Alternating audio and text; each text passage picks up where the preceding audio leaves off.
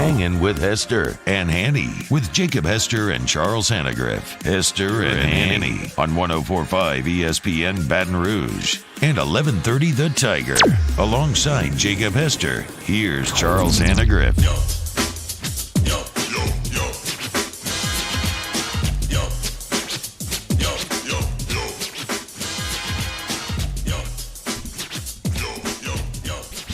And good afternoon. Welcome to Hang with Hester and Hanny, 104.5 ESPN Baton Rouge, 1130 The Tiger up in Shreveport.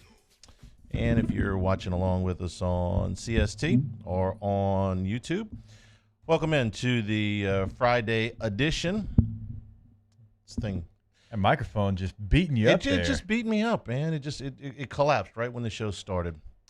We used to give that one a hunt. Sometimes, yeah. So it would just droop when he was in the middle of a sentence. So I know you're used to just screwing with Moscona where you move his equipment around all day. You just like do this to the microphone, right? No. Okay. I don't mess with my own team. You talk to the engineering guys, I mean, just to mess with me. Would never do it to you, Hanny. Cade Wazan on the audio board, Paul O'Neill on the video board, along with Jacob Hester. I'm Charles Hanagriff. Great to have you with us on this Friday. I like to plan things. I like to, look ahead. Short-term planning, long-term planning is just how I am. If you'd have told me, even just a couple of months ago, hey, well, what are you planning for the Friday before LSU plays Alabama? Would have been a significantly different, I think, plan than the one we had to do short-term. Or better yet, if you had get in the time machine, okay, and we're walking out of the Superdome in January. LSU just won the national championship, and this is me getting in a cab at 3:00 in the morning after post game to go back to the room, and this guy comes, like the George Carlin comes back from the the future, like in the Bill and Ted movies, and he says, "Hey, I just want to tell you, just want to give you a little heads up. This is a great win and all that stuff, but I want to tell you that the day before the Alabama game this year." Mm-hmm. You're not going to be talking about LSU and Alabama. You're going to be talking about the Masters. That's a great point. Okay. And at that point, you have to ask future guy, who in my head looks like George Carlin in the phone booth from the Bill and Ted. George Carlin's so good. God rest his soul. He was funny. So I got to ask George Carlin. It's like, well, hopper.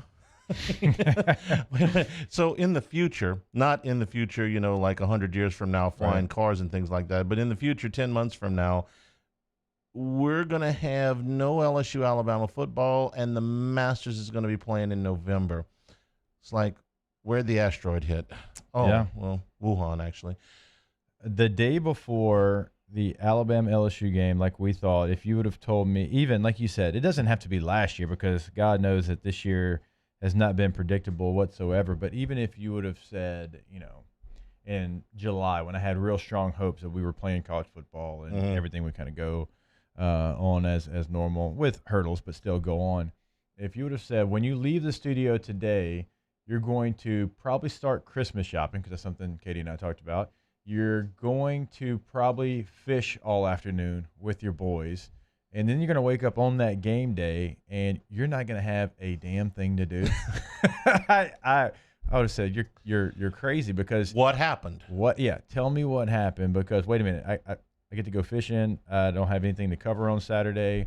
The fishing sounds more fun than the Christmas shopping, by the way. It does. But see, Black Friday deals have already started because they don't want people out in stores on Black Friday. See, Hanny, because of social distancing, you got to know all that kind of stuff.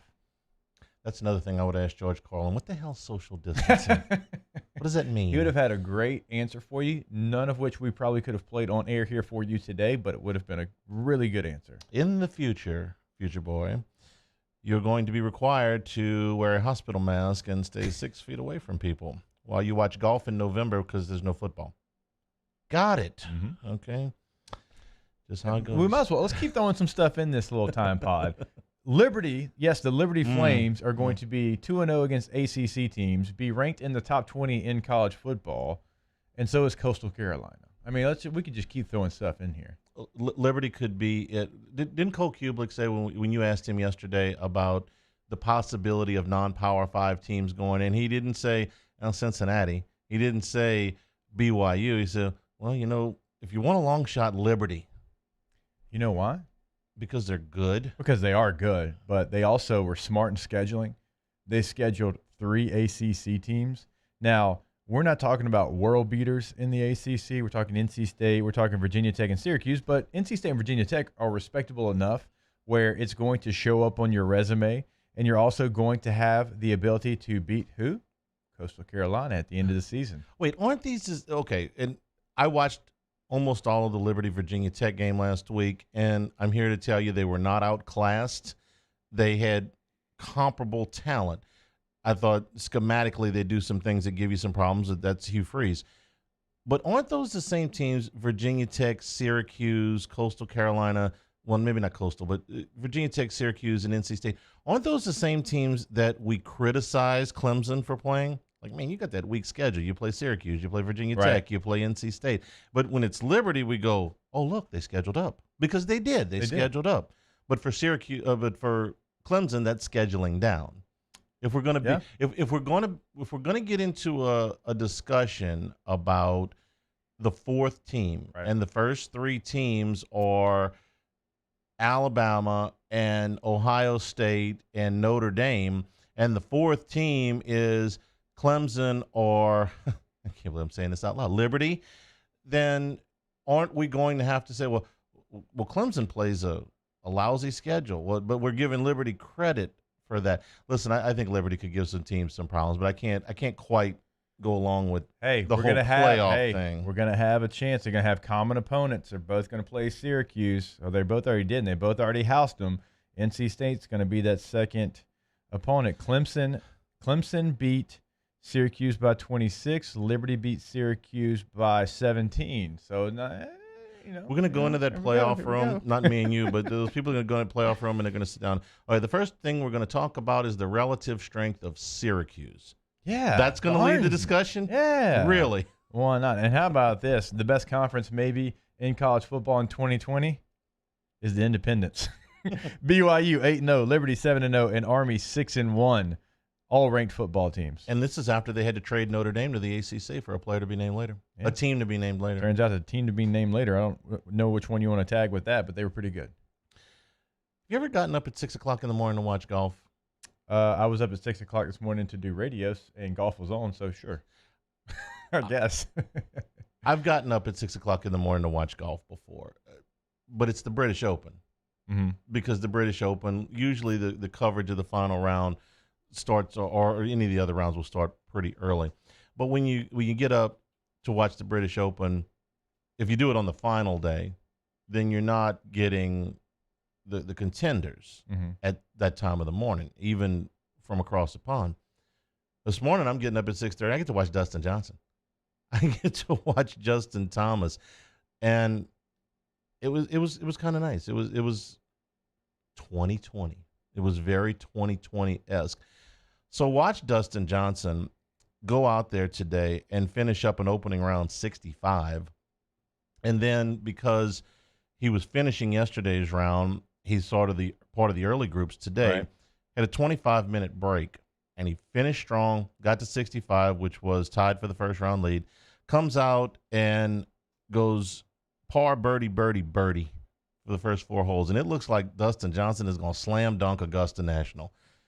But he has since come back to the pack a little bit. He had a pair of bogeys at 14 and 15. He started on the back 9 for his second round. He's in a 2-way tie for the lead at 8 under with Sungli M, another household name. Yep. Justin Thomas, who was tied for the lead with him briefly, has fallen back a couple of shots. He is 6 under par. I hate to see it. And a whole bunch of names climbing up the leaderboard. Brooks Koepka is 3 under today, is within 3 shots of the lead. Patrick Cantlay is 3 under today, is within 3 shots of the lead. Ricky Fowler is 2 under today, is within 4 shots of the lead. Phil Mickelson, the old man, now qualified to play on the Champions Tour, has gotten to himself to within 4 shots of the lead. This is going to be fascinating golf because right now, and I don't know that it's going to stay this way tomorrow and Sunday, but the golf course it's almost like a links course with no wind. If you've ever seen links golf with no wind, you know the course is defenseless. Mm-hmm. There's no trees. There's not a lot of water. And the design these courses with the idea that the wind will, and of course those pothole bunkers. Right. Augusta National with no wind and soft greens is defenseless against these guys. I mean, they are flag hunting all day.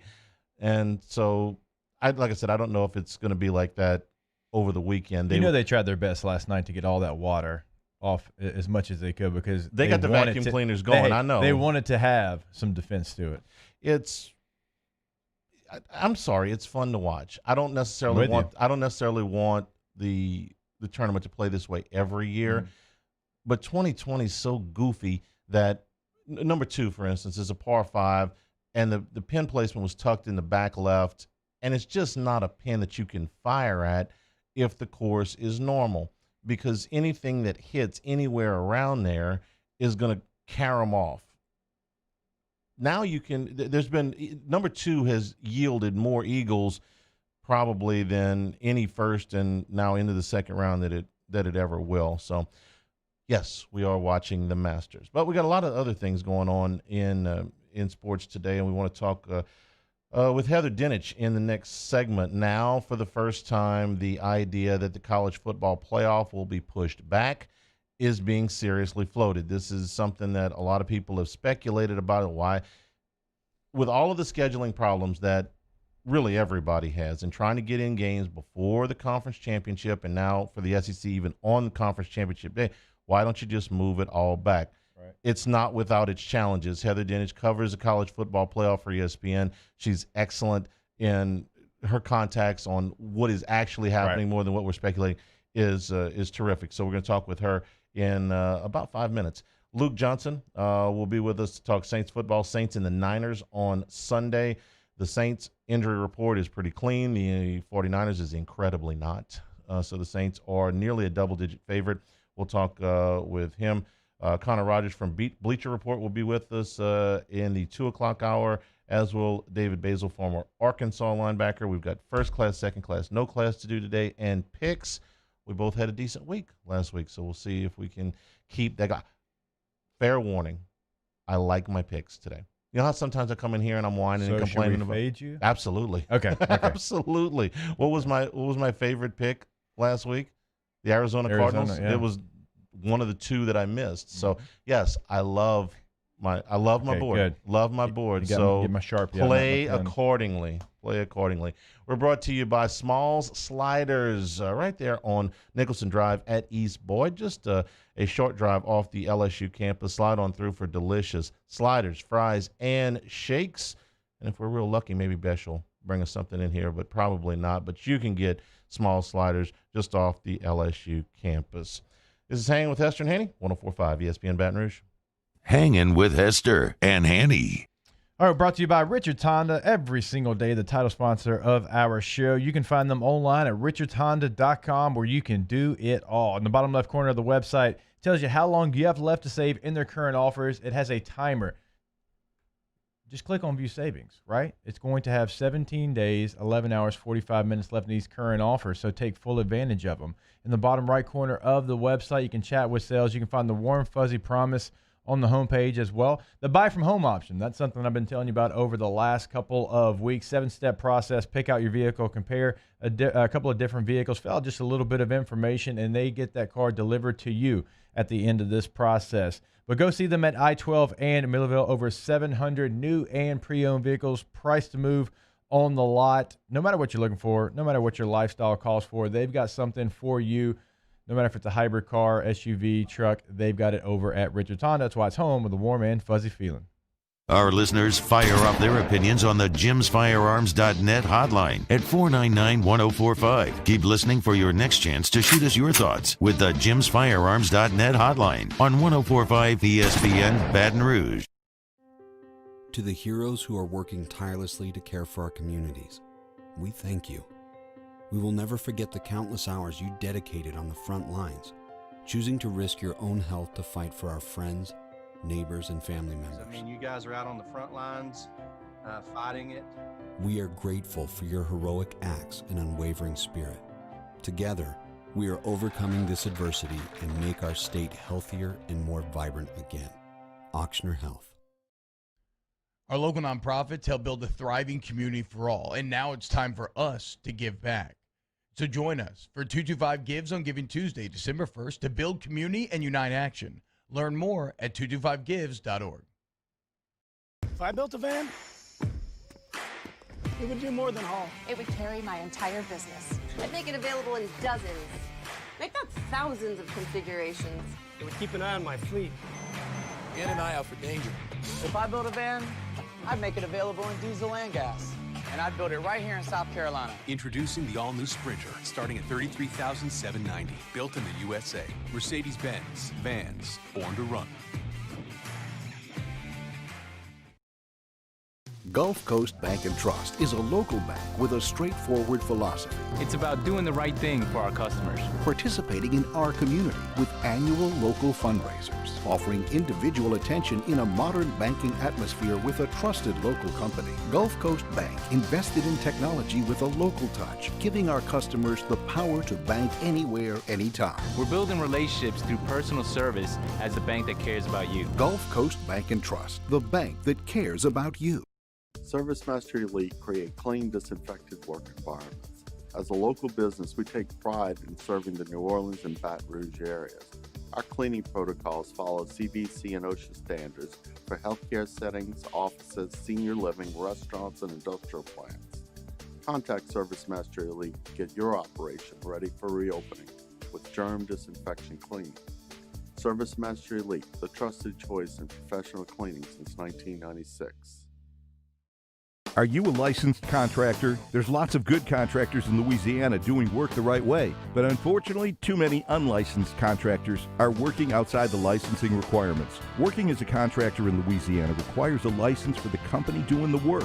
The Louisiana State Licensing Board for Contractors wants to help you get licensed to allow you to conduct work legally. It's not difficult to get the license. We can help you. Go to lacontractor.org for more information. Licensed contractors, it's the law. Toyotathon is happening now at Corval Toyota in Opelousas. Get into a 20 Camry for $297 a month. So come on down to Happy Town for Toyotathon. That's Corval Toyota in Opelousas. Happy Town, USA. Coming up on Monday's Off the Bench, we'll recap the weekend. Did the Saints manage to exact revenge upon the Niners? Who took home the green jacket in Augusta? And a college football weekend without LSU. For Jawsbury, Ross Dellinger, and our weekend winners. Off the Bench, 104.5 ESPN.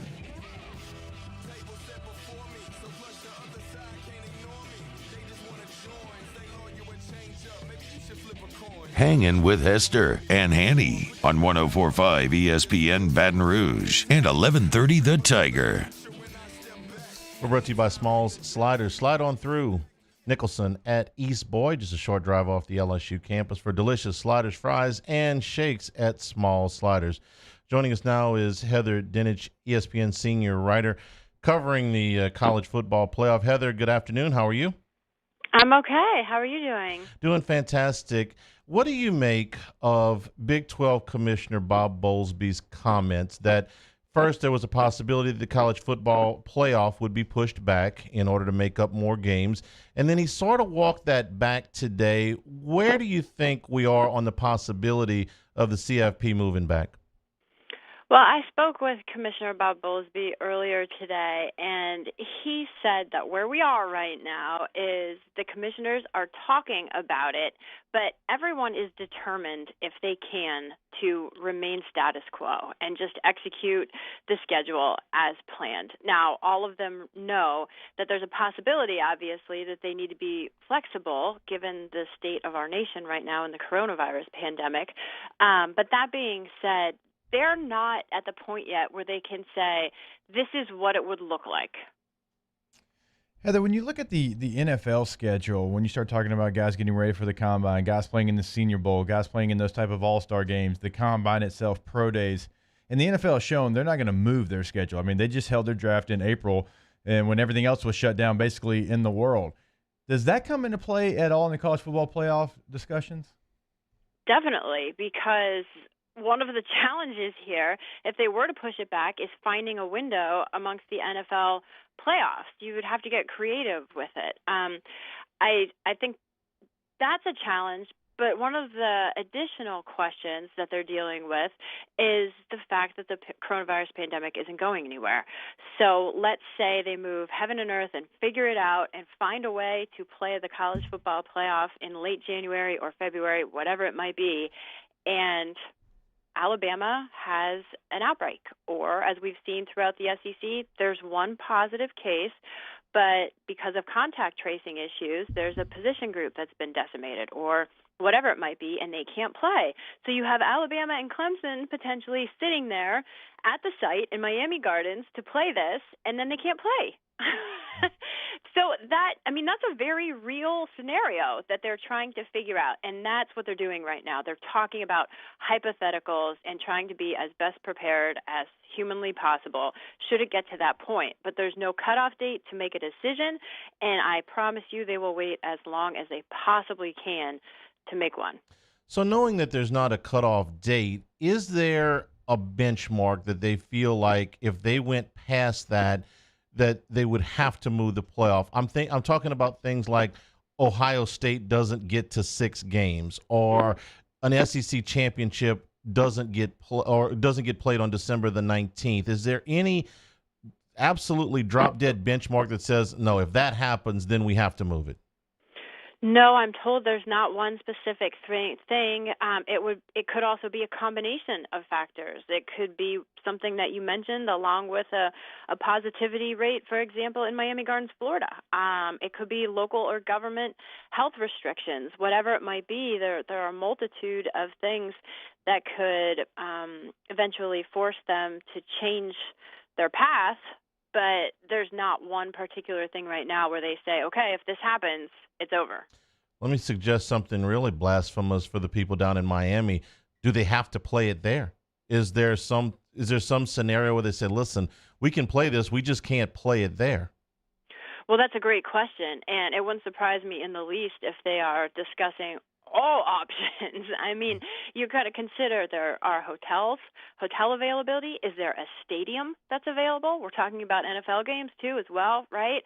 So it wouldn't surprise me if push came to shove, if you had to get creative, and we see something that nobody's even talking about right now. And I don't know what that might be. I'm just saying that nobody should assume anything.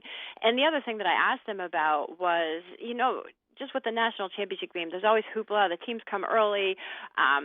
And obviously they wouldn't do things that teams are doing normal years for a bowl game and go visiting places and things like that. But what if you just have Alabama and Clemson, hypothetically, if those are the teams, what do you just have them fly in as if they were playing each other this Saturday? Fly in on Friday, play the game Saturday, fly home. And he said those are all things that they're considering. Heather, this is kind of a question, like once we start getting rankings from the CFP, a team like BYU, they're an interesting story, but you look at their schedule, they don't have another game until the 21st of November. Then it's December 12th. And so they still got some spaces, and we know they're an independent team. If the first initial ranking came out and they don't like where they're at, do you think that they'll schedule another game? Because remember, they scheduled Louisiana Tech with like 6 days to go. I mean, they've done it in the past. Can you see something like that happening, a team like BYU in the group of 5 trying to add to their resume?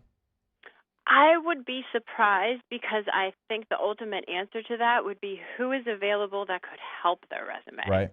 Right? It'd probably be a Power 5 team. That's what is lacking on both Cincinnati and BYU's resume, is a stellar non-conference opponent. And none of those teams are going to do that right now. You can't do it in the Big Ten. If you wanted to do it, Nebraska tried it.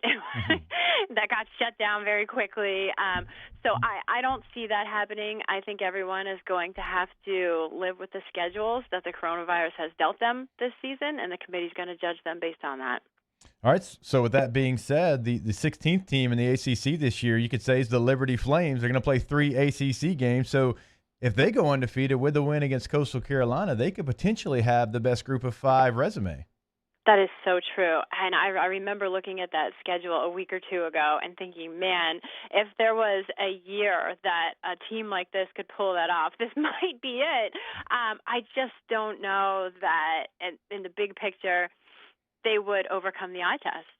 I mean, when you look at BYU and you see a Zach Wilson, who's one of the top 5 Heisman choices I have right now for ESPN.com, I think that is one of their biggest assets and arguments. And I would be shocked if most people could name anyone on Liberty's roster. Heather Dinich is our guest from ESPN. Heather, I know you talked to all of the Power 5 commissioners. Do you get the sense that they're on the same page? Because when it came time to put together the schedule for the regular season, they very much were not. Are they now? My understanding is that the general consensus is yes, that they are.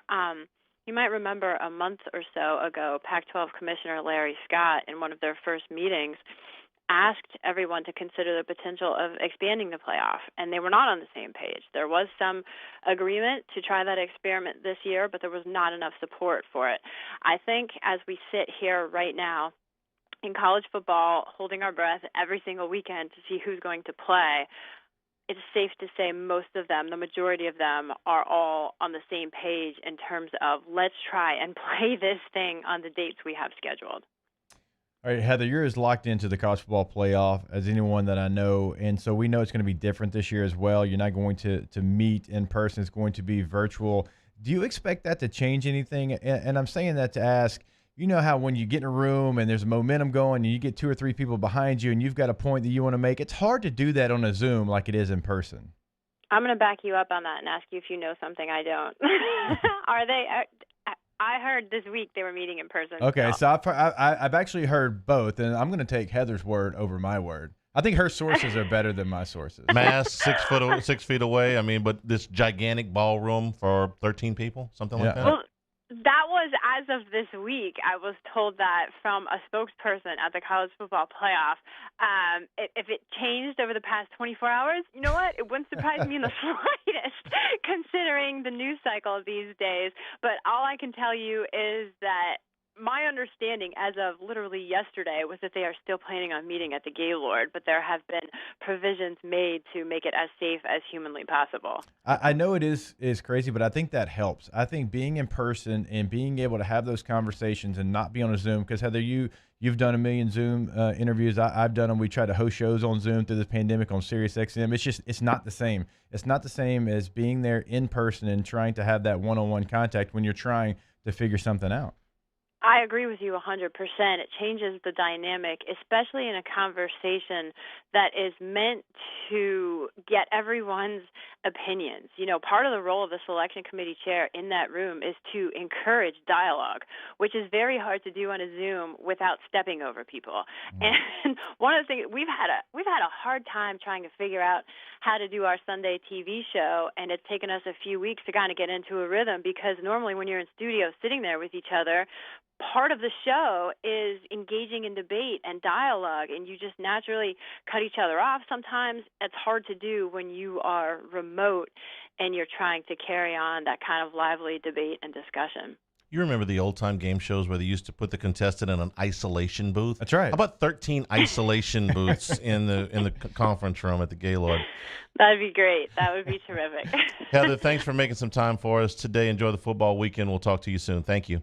Thanks, guys. Heather Dinich from ESPN. That's a big part of news, because I had heard that they were going to have to go virtually because they wanted to get together, but because of local reasons, they were going to have to do it virtually. So if Heather's right, and Heather, like I said, like if college football playoff, she's the go-to source.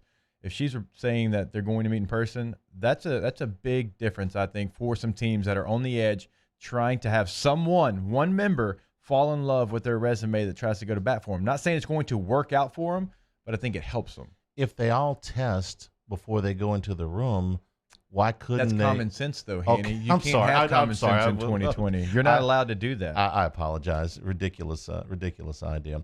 We'll take a break. We're brought to you by Smalls Sliders on Nicholson Drive at East Boyd. Slide on through for delicious, freshly made sliders, fries, and shakes. Hanging with Hester and Hanny, 104.5 ESPN Baton Rouge.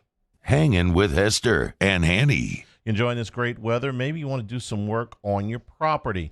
If you're going to be doing some property improvements, they're going to probably involve you digging. So whether it's landscaping or fencing or buildings or swimming pools or whatever it is that you're putting a shovel in the ground for, put a phone in your hand first and call 811. Give the operator your address, and that way somebody can come out within 2 days and mark the location of all the buried lines on your property. That way, you don't knock the power out or flood your neighbor's backyard. There's 1,000 reasons to do this. Hanny just mentioned a couple of them. Also, yes, it is the law. This is something that you have to do. So what they've done is they've made it as easy as possible for you. You can pick up the phone, dial 811. You can log on to Louisiana811.com and submit a ticket there. So there's multiple ways to do this. It's a free service to you. Again, yes, it is the law, but they come out and they do all the work. They mark all the buried lines so you don't have to worry about guessing what you can and can't do. Know what's below. Call 811 before you dig. We opened up the playbook and expanded our coverage. Listen daily in high definition on 98.1 HD2. We are 104.5 ESPN Baton Rouge.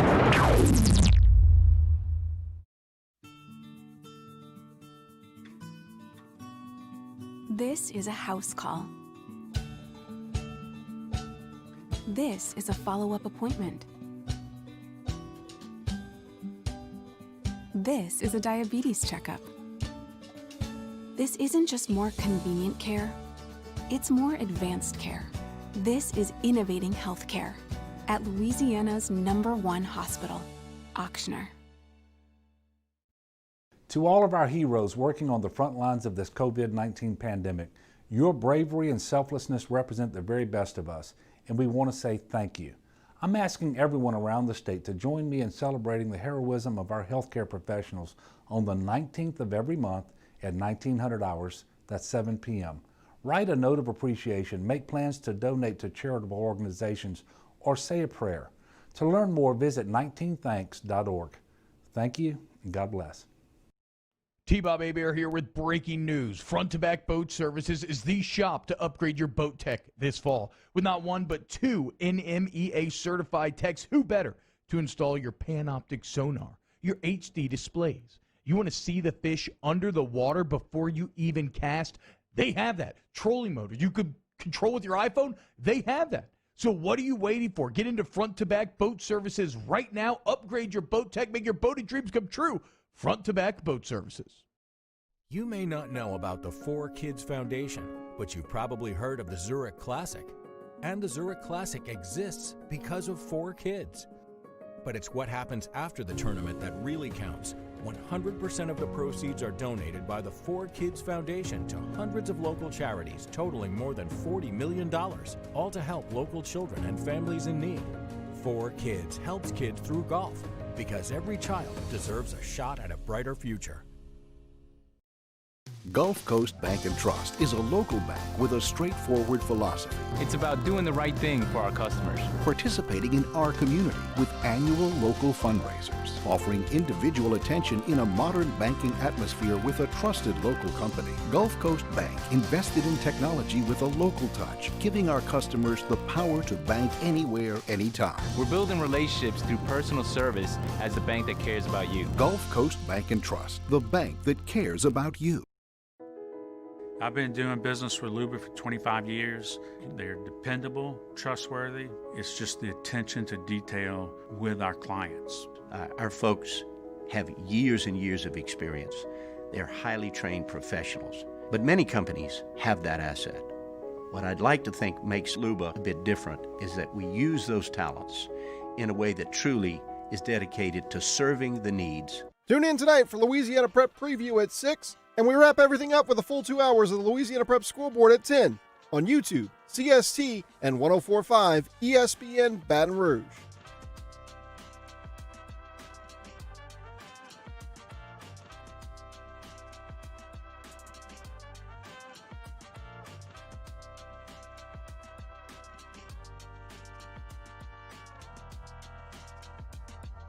Hangin with Hester and Hanny on 104.5 ESPN Baton Rouge and 1130 The Tiger.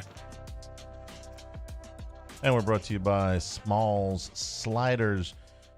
East Boyd at Nicholson, just a real short jaunt off the LSU campus. Slide on through for delicious sliders. A jaunt? Yeah, it's a jaunt. I went to Evangel. They didn't teach us that word.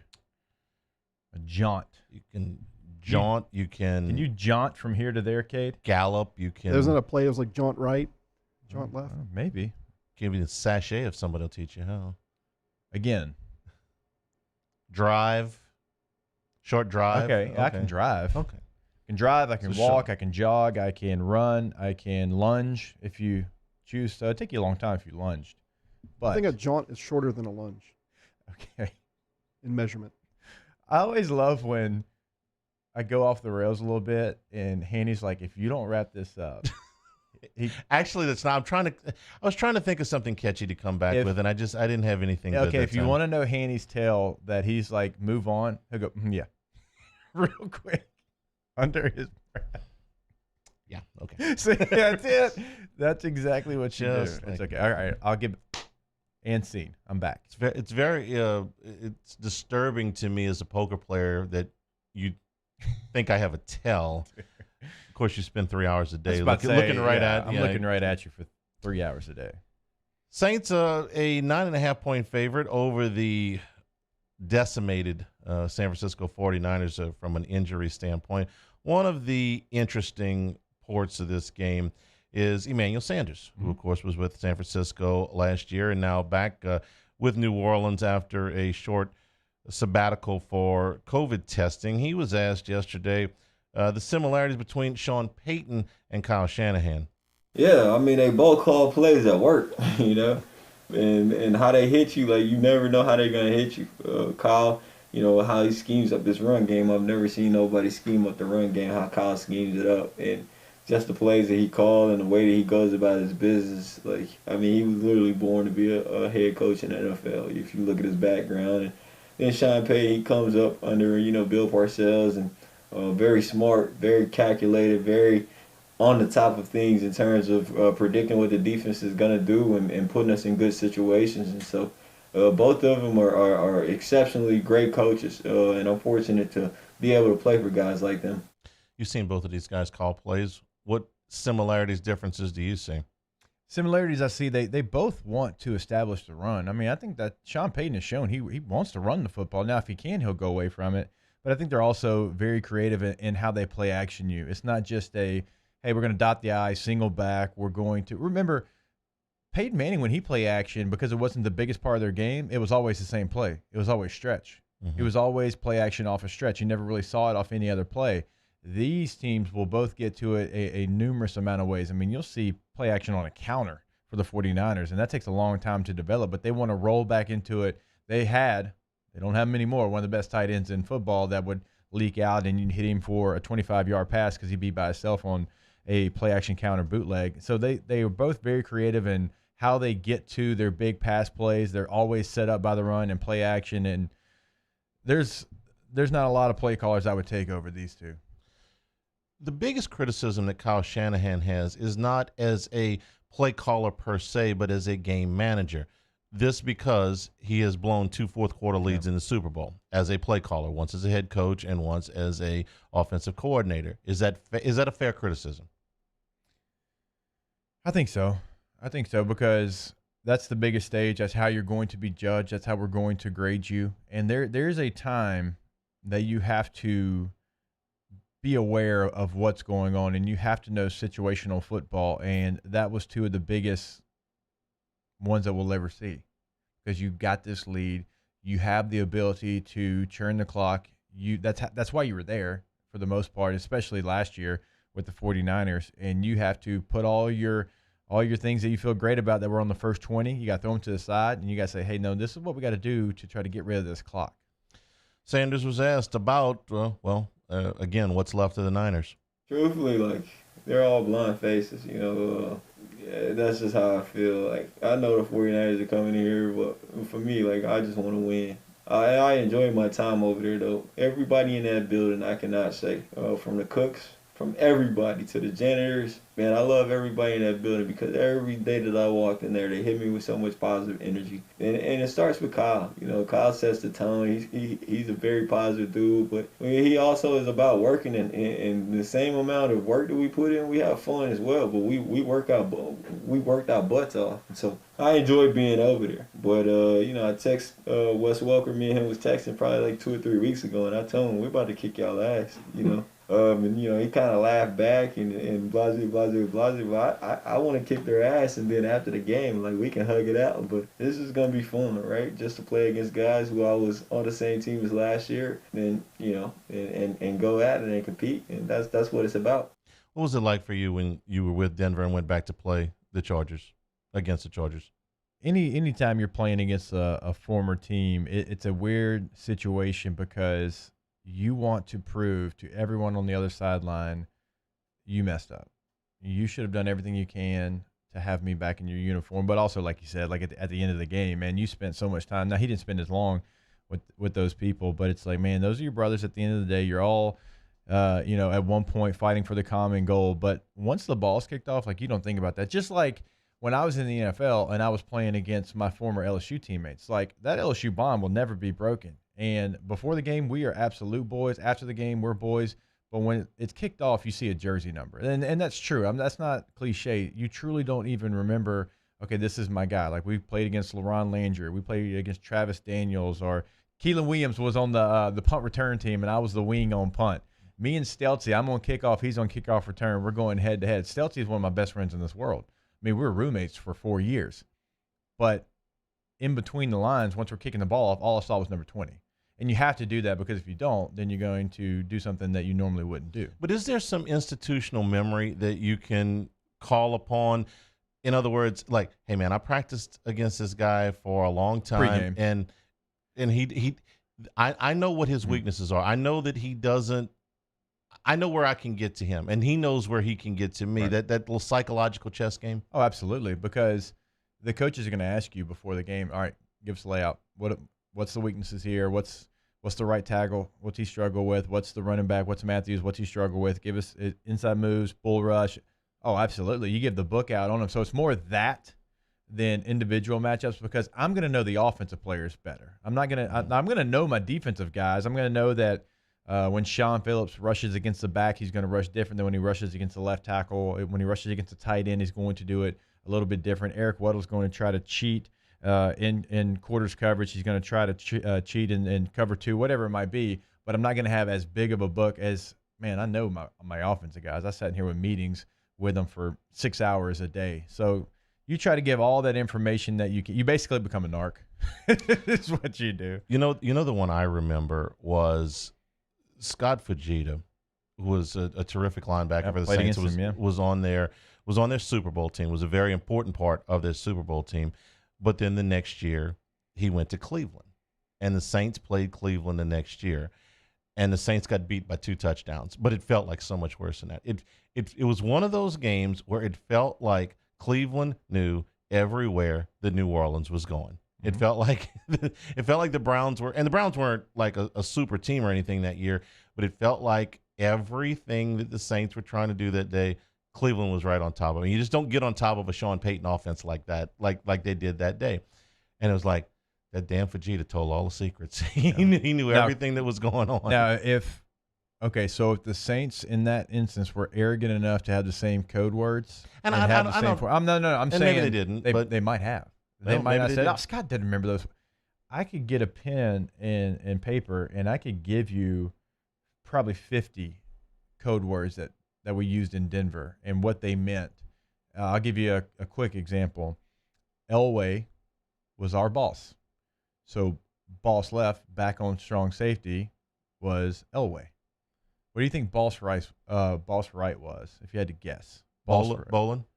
That's close. That's a good guess. Bruce Springsteen was the boss. Oh, okay.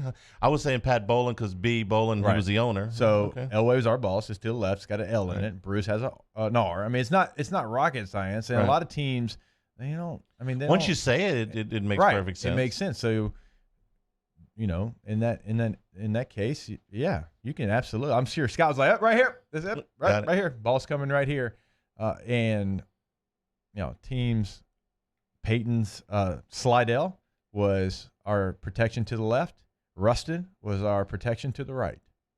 Louisiana City, he's from Louisiana. That's what he used. Okay, so it's been 8 years since I've been in that offense, but I could give you a list. So yeah, I mean, Fujita, even though he didn't play that, he could give you all of the little code words. I'm talking about more when you're trying to give individual matchups, you do better on your side of the ball. But when you've gone against a Drew Brees offense like that and you start to, in the memory bank, when he's heard those words in training camp and Reggie Bush was running by him and Deuce was running by him, he's like, you know what? I bet that's the same thing. You know, Brees got his yards that day, but it was one of those deals where it seemed like Cleveland made every play that they needed to make, and they ended up beating the Saints by 2 touchdowns that year, and they weren't very good. That was the thing. It's like, how did Cleveland do that? Dan Fujita was in the heads. He knew what was going on. Today's show is brought to you in part by Louisiana Health and Injury Centers, with 4 locations helping you deal with pain. Maybe you've been in an auto accident. Maybe you've had an old sports injury that's flaring up. Sometimes you're just getting a little bit older. Things start to hurt, whether it's a disc problem, a muscle or a ligament problem, neck or back discomfort. Let them ease your suffering. They've done it for me. They've done it for members of my family.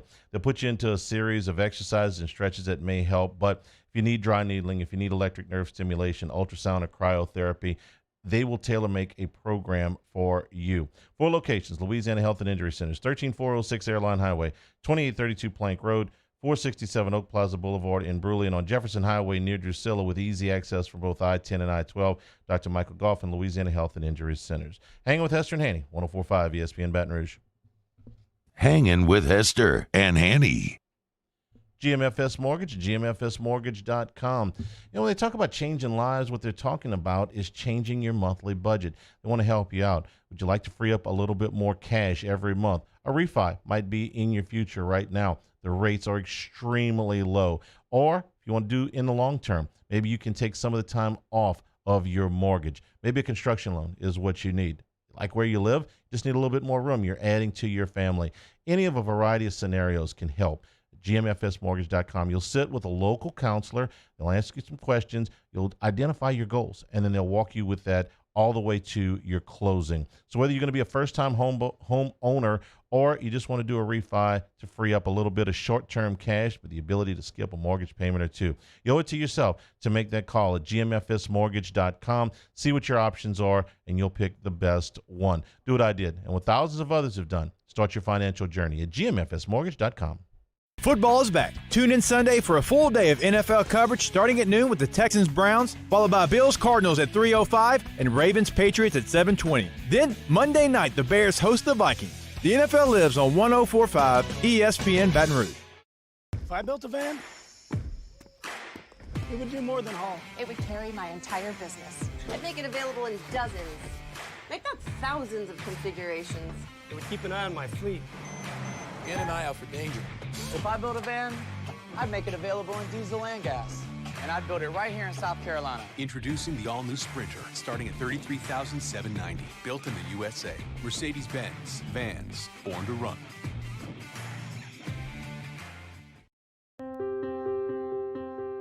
This isn't just another day. It's so much more. Kelly's life was put on hold when her auctioneer primary care doctor discovered a rare blood disorder. Her doctor connected her to an auctioneer care team of cancer, heart, and kidney specialists. With multiple primary care locations around Baton Rouge, same-day appointments, and online scheduling, we're relentless about keeping you healthy. Auctioneer Baton Rouge, innovating healthcare for Kelly. Gulf Coast Office Products is a nationally recognized Savin office equipment dealer based right here in Louisiana. Over 100 employees strong, Gulf Coast has the boots on the ground to support all vertical markets, from education, engineering, legal, and finance. With the latest in office technology, from desktop to production segment units, Gulf Coast and Savin have the perfect fit for you. Call 225-756-2644. That's 756-2644 for Gulf Coast Office Products. At All-Star Toyota, you get it all. If you're in the market for an all-new Toyota vehicle, come see our friendly and knowledgeable sales team at All-Star Toyota. Located in Baton Rouge at the corner of Airline and Goodwood, we've been serving our community since 2005 by offering a large selection of new Toyota cars, trucks, and SUVs. Get behind the wheel of your dream car and take a test drive at All-Star Toyota today. Are you a licensed contractor? There's lots of good contractors in Louisiana doing work the right way, but unfortunately, too many unlicensed contractors are working outside the licensing requirements. Working as a contractor in Louisiana requires a license for the company doing the work. The Louisiana State Licensing Board for Contractors wants to help you get licensed to allow you to conduct work legally. It's not difficult to get the license. We can help you. Go to lacontractor.org for more information. Licensed contractors, it's the law. Gulf Coast Bank and Trust is a local bank with a straightforward philosophy. It's about doing the right thing for our customers. Participating in our community with annual local fundraisers, offering individual attention in a modern banking atmosphere with a trusted local company. Gulf Coast Bank invested in technology with a local touch, giving our customers the power to bank anywhere, anytime. We're building relationships through personal service as the bank that cares about you. Gulf Coast Bank and Trust, the bank that cares about you. Hey, it's Matt Moscona inviting you to join us for a Football Friday edition of AFR presented by Don Juan Cigar Bar. Phil Steele previews the biggest games in college football. Ryan Terrio's in studio. Jay Ducote. Join us 3 to 6, 104.5 ESPN Baton Rouge.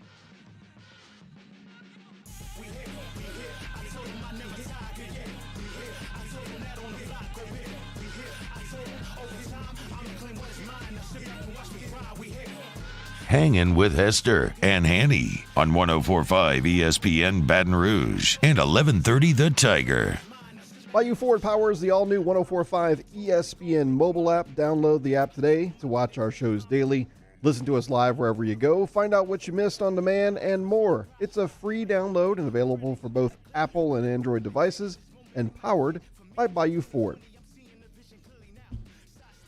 Abraham Answer and Dustin Johnson. Abraham Answer. Who? Honest Abe. Now, you see, this is where I know that you're not listening to Hunt, really, because didn't he tell us on the way out the door he had a pool, and he told us who he had the pool, and I could tell you weren't listening because he said, I took Abraham Answer. That was my second level. Hunt's been pick. dead to me ever since we didn't get an invite to the wedding. I don't listen to him.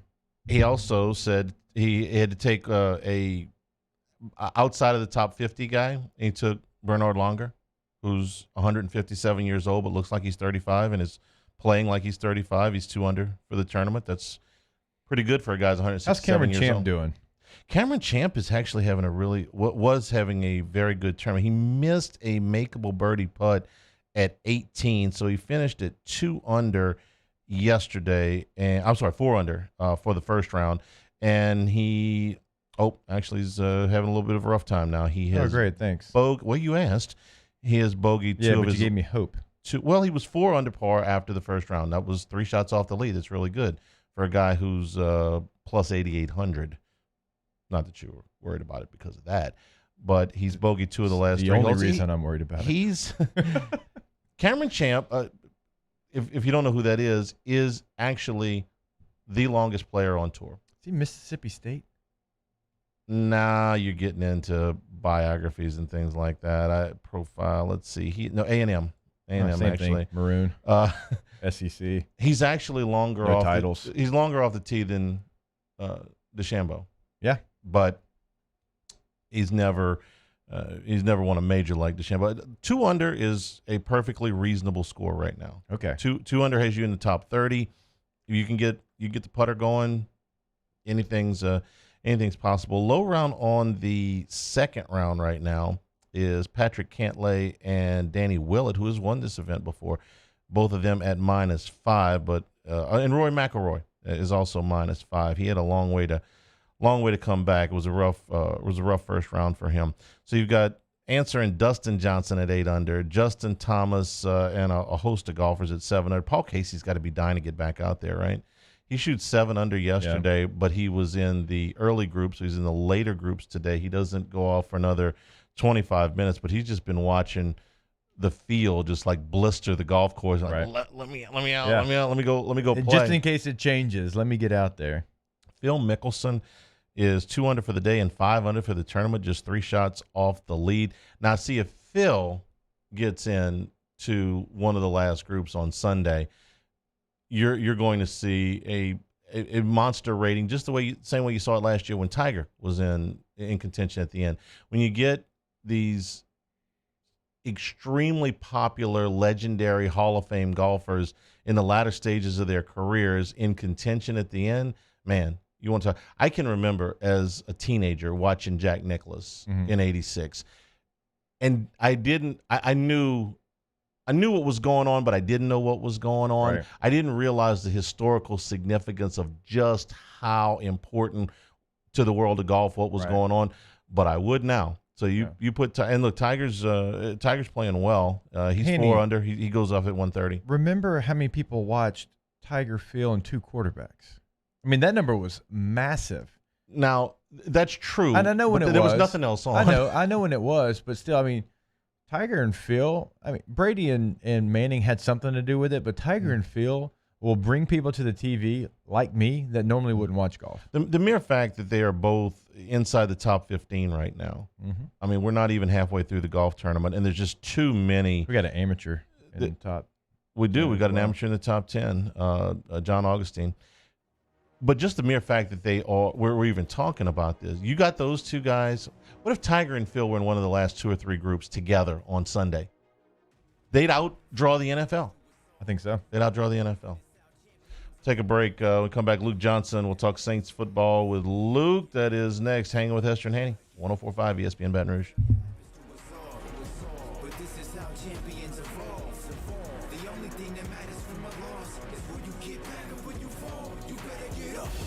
Hanging with Hester and Hanny. What do Honda lovers look forward to this time of year? Aside from family, turkey, and pie, happy Honda days at Richard's Honda. It's that time of year when everything is at clearance prices. And since we're stocked up on inventory, you'll have plenty to choose from. Over 700 in stock at transparent prices. Happy Honda days makes happy customers. Come see why people call Richard's Honda the smart choice. I-12 at Millerville Road and richardshonda.com. T-Bob Hebert here with breaking news. Front to Back Boat Services is the shop to upgrade your boat tech this fall. With not 1 but 2 NMEA certified techs, who better to install your Panoptic sonar, your HD displays. You want to see the fish under the water before you even cast? They have that. Trolling motor you could control with your iPhone? They have that. So what are you waiting for? Get into Front to Back Boat Services right now. Upgrade your boat tech. Make your boating dreams come true. Front to Back Boat Services. ServiceMaster Elite create clean, disinfected work environments. As a local business, we take pride in serving the New Orleans and Baton Rouge areas. Our cleaning protocols follow CDC and OSHA standards for healthcare settings, offices, senior living, restaurants, and industrial plants. Contact ServiceMaster Elite to get your operation ready for reopening with germ disinfection cleaning.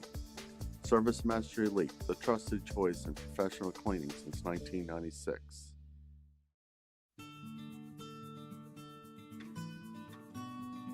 This is a house call. This is a follow-up appointment. This is a diabetes checkup. This isn't just more convenient care, it's more advanced care. This is innovating healthcare at Louisiana's #1 hospital, Ochsner. To all of our heroes working on the front lines of this COVID-19 pandemic, your bravery and selflessness represent the very best of us, and we want to say thank you. I'm asking everyone around the state to join me in celebrating the heroism of our healthcare professionals on the 19th of every month at 1900 hours, that's 7 p.m. Write a note of appreciation, make plans to donate to charitable organizations, or say a prayer. To learn more, visit 19thanks.org. Thank you, and God bless. If I built a van, it would do more than haul. It would carry my entire business. I'd make it available in dozens, make not thousands of configurations. It would keep an eye on my fleet. And an eye out for danger. If I built a van, I'd make it available in diesel and gas. And I'd build it right here in South Carolina. Introducing the all-new Sprinter, starting at $33,790. Built in the USA. Mercedes-Benz. Vans. Born to run. You may not know about the 4Kids Foundation, but you've probably heard of the Zurich Classic. And the Zurich Classic exists because of 4 kids. But it's what happens after the tournament that really counts. 100% of the proceeds are donated by the 4Kids Foundation to hundreds of local charities, totaling more than $40 million, all to help local children and families in need. 4Kids helps kids through golf, because every child deserves a shot at a brighter future. Gulf Coast Bank and Trust is a local bank with a straightforward philosophy. It's about doing the right thing for our customers. Participating in our community with annual local fundraisers, offering individual attention in a modern banking atmosphere with a trusted local company. Gulf Coast Bank invested in technology with a local touch, giving our customers the power to bank anywhere, anytime. We're building relationships through personal service as the bank that cares about you. Gulf Coast Bank and Trust, the bank that cares about you.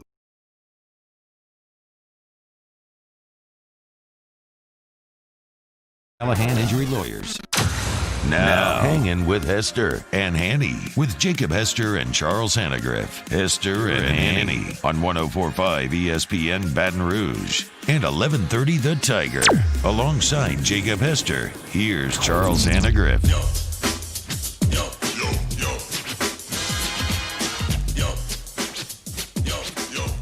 Hour number 2 here on a Friday afternoon. Hanging with Hester and Hanny.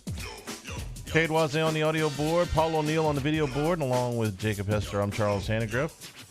Glad you're with us. If you're watching along with us on CST or on YouTube, or you're listening here in Baton Rouge, surrounding area, you're listening on the app, you're listening on the website. If you're listening to 1130 The Tiger up in Shreveport, there's so many ways you can hang out with us on a Friday afternoon. So thank you for being with us, and thanks to Luke Johnson for being with us from the New Orleans Advocate, covering the New Orleans Saints. Luke, good afternoon. How are you? I'm doing great, guys. How are you doing? Fantastic. And the Saints are doing fantastic. Tell me at this point that the New Orleans Saints' success at this stage is as much a product of the fact that they finally have a healthy football team, and not a whole lot of teams around the NFL can say that they're as healthy right now as the Saints. No. I mean, they've had every single available player on the roster has been at practice this week, which is really kind of unheard of when you're talking about this being mid-November. They're in great shape, and the fact that they're right now sitting at 6-2, having gone through kind of the ringer earlier this season with missing some really key players, I think that says a lot about their depth, and I think that's Saints fans should be pretty excited about that because this team has ripped off a 4-game or 5-game winning streak right now, and so that. Let's see if we can, retry him as we're cutting out there a little bit. You remember this game from last year? Oh yeah. In my opinion, this was the best Yeah. regular season game of the year last year, and it ended up that last 1 minute ended up costing the Saints the number 1 seed. I mean, you said, well, they shouldn't have lost to the Falcons, and they shouldn't have lost to the Falcons. But if you just flip that 60 seconds of football in the Superdome in December, the Saints are the 1 seed. The Niners have to travel, and is it different? The Saints wouldn't have had to wouldn't have lost to the Vikings, not in the first round anyway. They wouldn't have to play the Vikings. Right. I think we got Luke back now. Luke, sorry we had a little bit of a connection problem there. Please continue. Yeah, no, I was just saying that I think the fact that they're on a 5-game win streak right now, and that they're sitting at 6-2 despite the fact that they were missing some really key prominent guys. I think that should be a cause for Saints fans to be really excited about where this team can potentially go. And I think, I don't know if we're going to see another blowout game like we saw last week. I think that's so rare in the NFL. But I think that is just a sign of how good this team is top to bottom. And when they're putting it all together, I think you're hard-pressed to find a better team in the NFL. Luke, before I get to my first question, happy belated birthday to the Marine Corps and happy Veterans Day to you. And thank you for your service. Didn't get a chance to do that. My fault on Veterans Day. So I wanted to say that to you first. Hey, thanks. I have a bit of a confession to make, Jacob. When I decided to go to LSU, I was actually in Iraq with the Marines, and I think it was the Florida LSU game that year in 2007 that kind of drove it home for me. So you played a part in me even being on the show today. So thank you. Hey, there we go, man. I love to hear stories like that. And real quick, this is going to go so different, but I've heard that, like, watching LSU games over in Iraq, I got to imagine that is like a cool experience, just to watch some college football and do something a little bit different, and to have that experience just for a little, a couple of hours. Yeah, it's really odd though, because I think we were watching that game at like something like 4 a.m. or something like that. Yeah. But it was kind of cool. It was a really big game, and it was me and a couple of my buddies who decided to go to LSU in our unit. So there was a bunch of people in this small room on a small TV watching that game, and everybody was like pulling for Florida because it was just everybody wanted a reason to talk smack on us. So yeah, it's a completely different experience. You're watching it on like the USO broadcast, right? So you're not getting like the normal like advertisements and everything, but yeah, something I'll always remember for sure. Please tell me y'all gloated though after the Tigers secured victory. Look, literally, my commanding officer was an Ohio State fan, and we made a bet with him that year before the championship game, and he had to address our unit the day after the national championship game, after y'all won, wearing like an LSU shirt, LSU hat. We had like a little like Mountain Dew bottle with an LSU koozie on it, and he had to read a prepared statement that I wrote, and it was pretty great.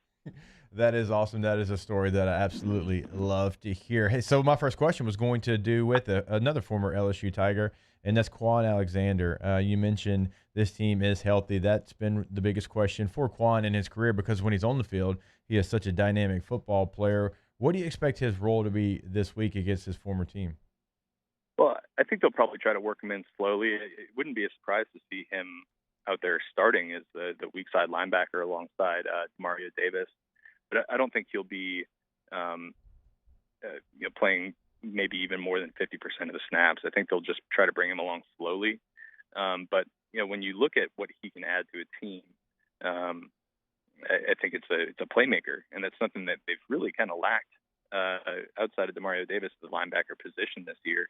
Alex Anzalone, I think he's a good player, but he just hasn't made the pass breakups and the forced fumbles and the sort of thing that you kind of want your athletic weak side linebacker to make.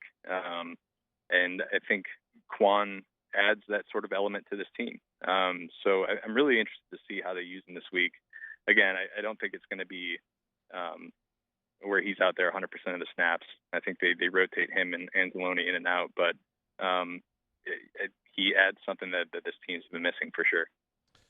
Luke Johnson is our guest from the New Orleans Advocate covering the Saints. Luke, last year we think that the best regular season game was between these two teams in the Superdome, and it was a game that the Niners won in the last minute, and it ended up being the difference between being the number one seed and having to play in the first round.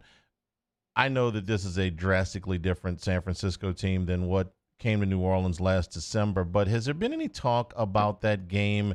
I know Emmanuel Sanders, of course, was on that 49er team, but is there any talk about that game? Revenge is not something that gets talked about a lot in the NFL, but that was such an important and emotional game. Has it come up at all this week?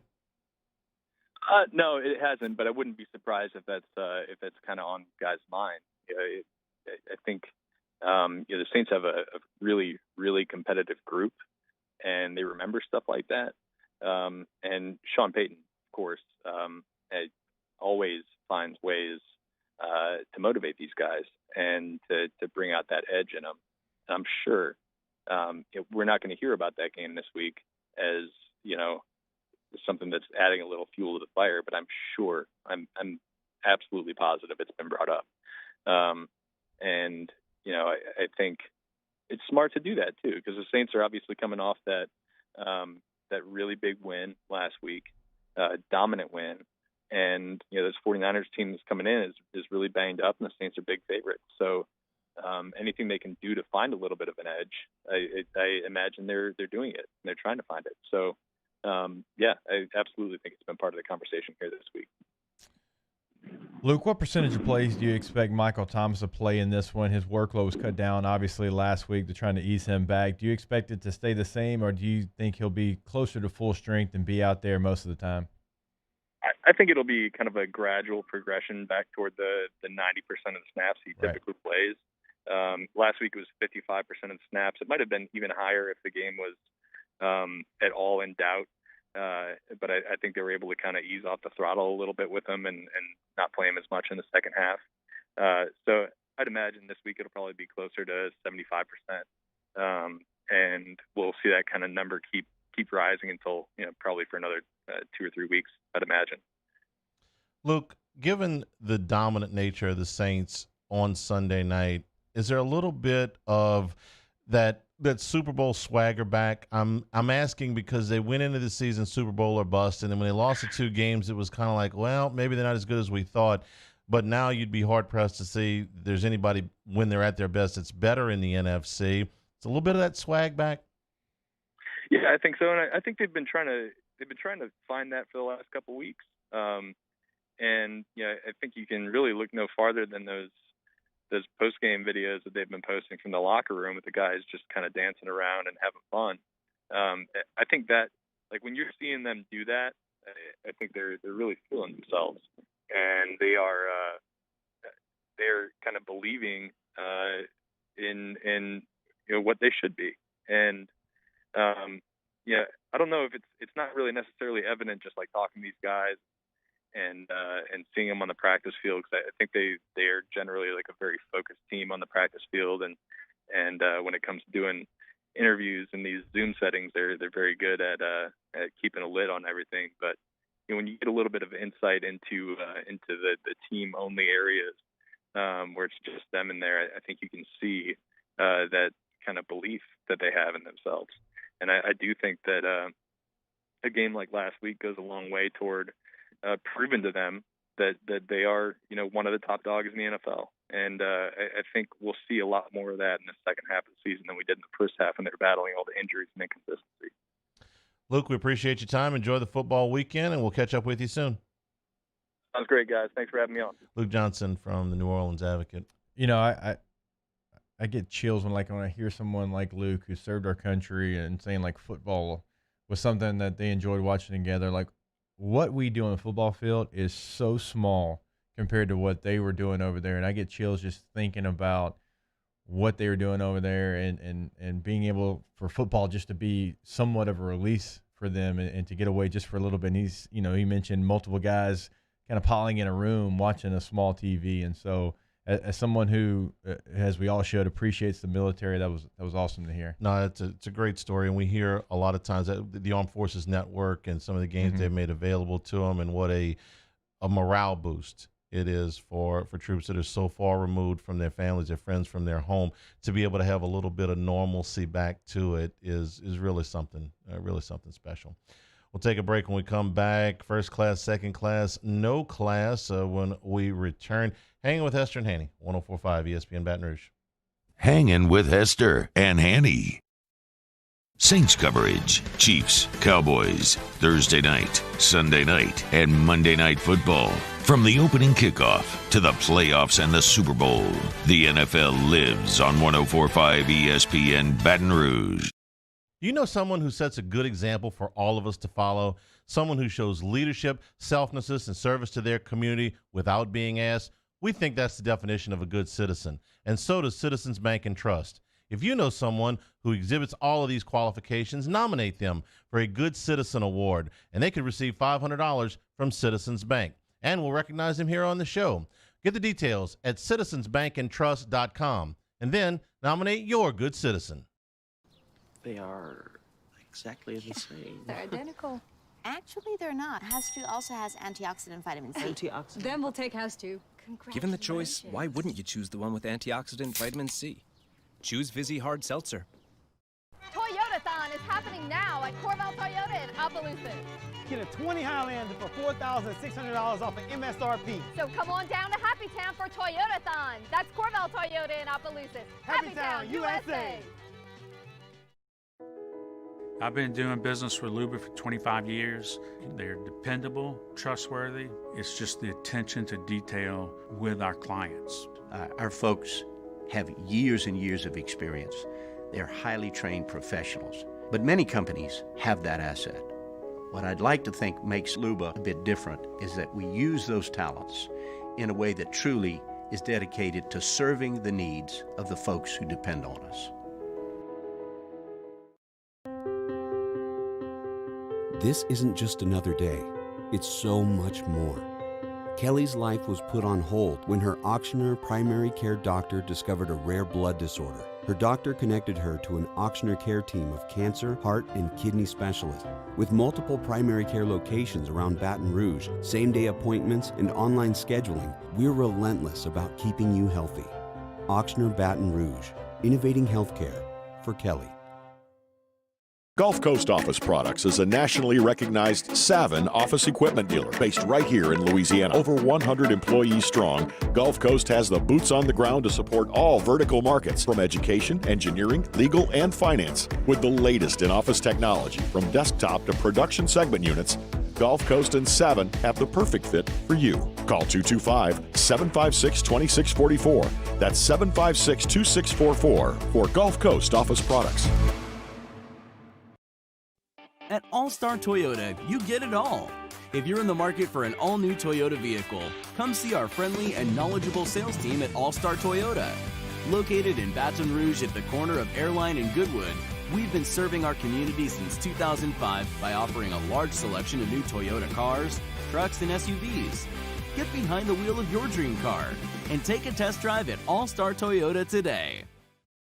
Are you a licensed contractor? There's lots of good contractors in Louisiana doing work the right way, but unfortunately, too many unlicensed contractors are working outside the licensing requirements. Working as a contractor in Louisiana requires a license for the company doing the work.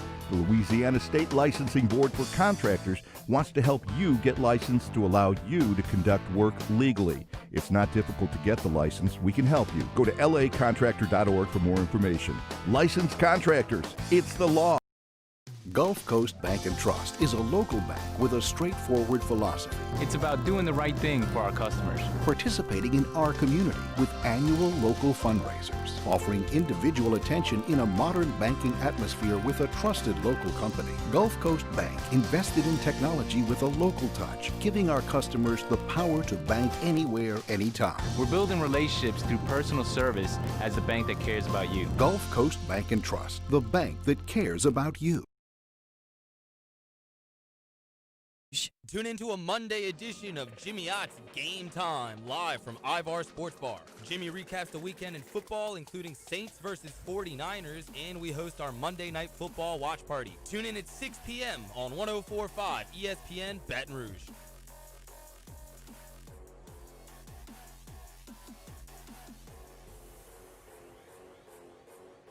Hangin with Hester and Hanny on 104.5 ESPN Baton Rouge and 1130 The Tiger. First class. I want a seat in first class where I was booked and ticketed over a month ago. Second class.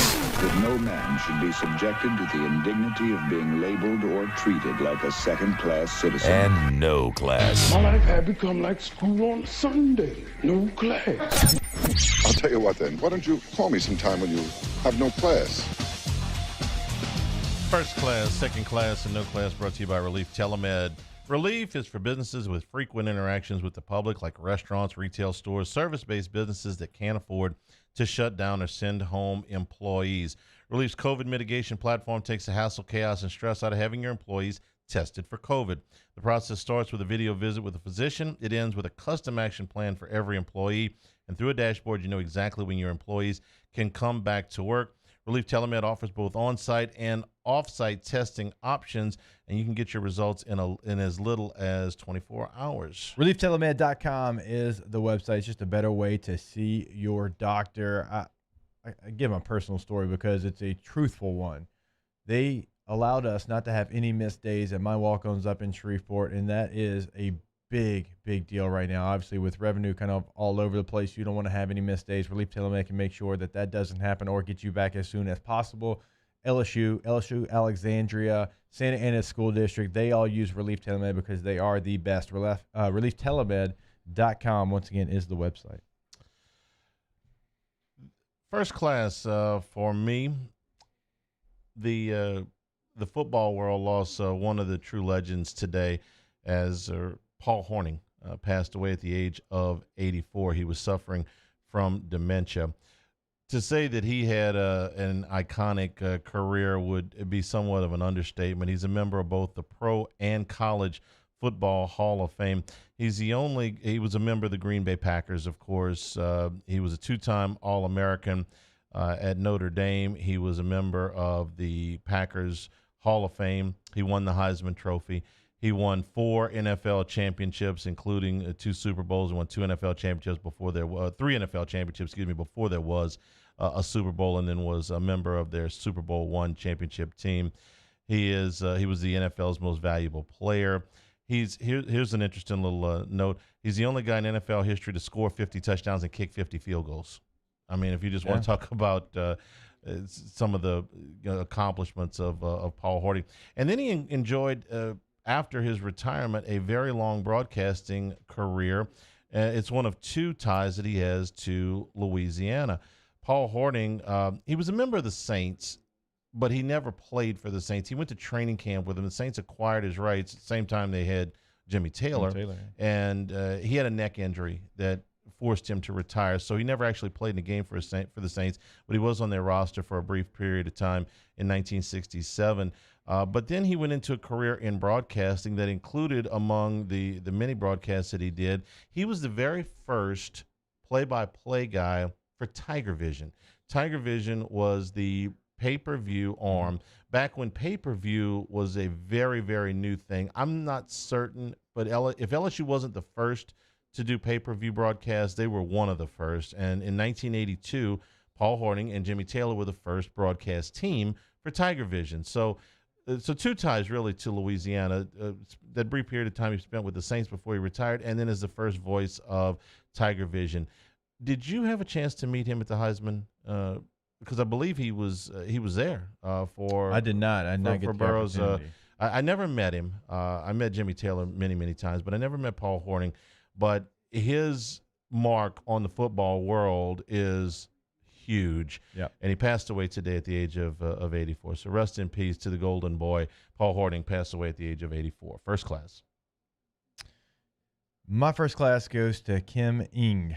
If you don't know who that is, she just became the first general manager of a professional baseball team, the first female to do so. Is such a giant thing, in sports, and she is overqualified, and nobody can question her resume. She's been an assistant GM for the White Sox in Los Angeles, for the Yankees, and that was between 1990 and 2011, so did it for a long time. Worked in Major League Baseball's office as a senior vice president of baseball operations since then, and she's had the opportunity to get interviews for this position in the past. In fact, she's interviewed to be the Dodgers GM, the Angels in 11, the Padres in 14, the Phillies in 15, the Mets and the Giants in 2018. So teams thought enough of her to bring her in and interview her, but nobody was going to pull the trigger. The Marlins did that, and it's a big day. It's a big day in sports. The GM is obviously a position that pushes all the buttons, and she, like I said, is very qualified for this. The first female to ever gain this title. That ownership group for the Marlins so far has done a lot of things well. That's a team that nobody had winning any games. They go out, they make the postseason, they make the second round of the postseason a year ago. Derek Jeter and that ownership there. And this is another big move. And this is not a publicity stunt. This is not something where they're just trying to gain headlines. Again, her resume is one that is absolutely worthy of this. And good on you, Miami Marlins, for pulling the trigger and making this happen. Very good. My second class goes to something that I think is going to happen between now and next Wednesday. Next Wednesday is the NBA draft. And sometime between now and then, there's a very good chance that Drew Holiday is going to be traded from the New Orleans Pelicans. Now, to who and for what, that's the chance to be great part. Listen, Drew Holiday has had a very strong run with the New Orleans Pelicans, and you'd be very hard-pressed to find a more popular player, both among his teammates and among the fans. But given the timeline for what the Pelicans want to do and contract considerations, because his contract, he's got a player option after next year, the time has come probably for the Pelicans and Holiday to part ways. I think it'll be a long-term good move for the franchise, and for Holiday, it'll be a chance for him to get on a team that is going to be in contention next year. So where's he going to go? Could go to Denver, could go to Chicago, could go to Boston, could go to Miami, could go to Portland, could go to the Minnesota Timberwolves. Our friend Fletcher Mackel floated a proposal where a deal where Drew Holiday and a number one pick could go to the Timberwolves for the number one pick in the draft. Point being that there's a lot of different potential deals out there. Again, it could be good for Holiday. It could be good for the Pelicans. I think there's way more of a chance that this gets done before the draft than after. So good with a chance to be great. A deal that could work out for both the player and the team. We'll keep an eye on that between now and next Wednesday. All right, so normally I would do good with a chance to be great, but I kind of had two first class today instead of a first and a second class. And it goes out to my buddy Phillip Rivers. Phillip has had a fantastic career. It started a little bit different in the fact that he sat behind Drew Brees in San Diego for a couple of years, and since he's taken over as a starting quarterback, he hasn't missed any games. The guy played with a torn ACL in an AFC championship game, didn't tell anybody because he didn't want sympathy. He just wanted to go out there and play. I've never met a competitor like Phillip Rivers. I think his career is one that needs to be talked about more, and that's not just because of my personal relationship with him. That's just being in the NFL and knowing how hard it is to succeed for as long as he has. Last night, he passed Dan Marino, and I wore 13 growing up for Dan Marino. I wore 13 at Evangel for Dan Marino. That was my guy. He passed up Dan Marino for 5th all-time on the career passing yards chart for the NFL, 61,361 yards, an amazing feat. And, oh, yes, they were the better team. We were questioning, why are the Colts why are they favored in this game? He didn't look like an old man last night. He did not look like an old man last night. He brought his team back. They got down a couple of times early. He brought them back. So much fun to watch him play. There's not a better quarterback to be mic'd up than Phillip Rivers. He is so much a lot of dadgums and shoots, no question about it. But I'm so happy for him, so proud of what he's been able to continue to do year after year. Now he's doing it with a new team. I hope he gets the Super Bowl. Is it going to be an uphill battle to do it this year? It is, but he's got an opportunity. He's got a good football team. They've only got 2 losses. That defense will play in every single game that they play this year, and so I hope they're able to finish it one of these years. But even if they don't, still a hell of a career for my guy Phillip. My no class could have easily gone to the Pac-12. We're not speculating when we say that the Pac-12 was behind on COVID protocols. That's not something that we're speculating on. We know that. We have little inside information, but trust me when I tell you they were so far behind because they had just pretty much given up the ghost. And when the pressure came back to say, hey, you know what, you guys could do this if you just put a little effort into it, they had to hustle and make up. And you saw that last week. Stanford, starting quarterback, day of, you can't play. Stanford ended up losing the game to Oregon. Well, they find out a few days later, oh, no, that was a false positive. We kind of got this wrong. But that would be too easy to just jump on the Pac-12. No, I gotta give this one to Trevor Daniel. You know who Trevor Daniel is? Did you watch the game last night? Trevor Daniel was signed. He played at Tennessee collegiately. Was signed because the Tennessee Titans needed a punter. So the Tennessee Titans did what, Hester, you've seen this a million times. You have tryouts. Tryouts for kickers, tryouts for punters, tryouts for everywhere. They bring you in. They bring in a whole bunch of guys, and they decide who's the best. In fact, you went in for a tryout, right? Yeah. With multiple teams after you left the Chargers. So the Titans bring in all these punters last week, and they decide on Trevor Daniel. Trevor Daniel punted the ball twice last night. He tried to punt the ball 3 times. In his 3 punts, Trevor Daniel had a 17-yard punt and a punt block that was returned for a touchdown. They couldn't have found somebody else last week. I mean, this guy punted 3 times last night. Yep. 1 was blocked. 1 went 17 yards. The other one went 47 yards, I guess. So you had a 32-yard average with a punt blocked for a touchdown. Here's guessing that the Tennessee Titans are going to have punter tryouts again next week. Try and do a little bit better next time. You're a professional punter. Son, you got to do better than that. So you do. Sorry, no class. I don't hate that one. You know I love my special teams, and if you can't get the job done, you get a no class. My no class goes to the 8 Tennessee volunteer football assistants that declined to take pay cuts. Tennessee athletics, I should say, is going to lose over $40 million this year, just like we know LSU is going to lose $80 million this year. I realize that, a lot of people are struggling right now. We've all missed money. I mean, everybody in the studio could raise their hand at money that we've missed. I mean, can I raise 2 hands? Yeah, we definitely could. And 8 assistants decided against pay cuts, and there was 3 that took pay cuts. T. Martin, receivers coach, obviously national championship quarterback there. Jay Graham, who played at Tennessee as well, the running back coach, and Philip Fulmer took 15% pay cut. They didn't ask Jeremy Pruitt to do it. They asked the assistants. And I realized you're saying, wait a minute, why should I give up my money? Because the school's losing $40 million. Yeah. Everyone across college football, including here at LSU, taking pay cuts because they're trying to help meet some type of number that is a number that can continue to fund sports and continue to not only for football, but do things outside of football for your entire athletic department. And look, T. Martin, Jay Graham, and Philip Fulmer have, a lot of pride in Tennessee, and I understand it might have been easier for them, but they did it. And in this year, when everyone's taking pay cuts for 8 assistants just to say, no, I'm not going to do it, to me, that's a little bit no class, because you're trying to help out the athletic program. You're trying to help everyone get to a number that allows everyone to keep their job, that allows the swimming and diving coach to stay employed, that allows the golf coach to stay employed, that allows that student athlete to stay on scholarship and their sport doesn't get cut. I realize they're taking money out of your pockets, but sometimes it's the thing to do to make sure that everyone survives. You ever read your contract? I mean, really read your contract? I mean, with the magnifying glass, all the things that are in your contract. You ever really read it? NFL one, yes. Guarantee media, no. Okay. There is, in anybody's contract, my contract, your contract, there's a handbook, there's a constitution, there's a set of guidelines that your company has.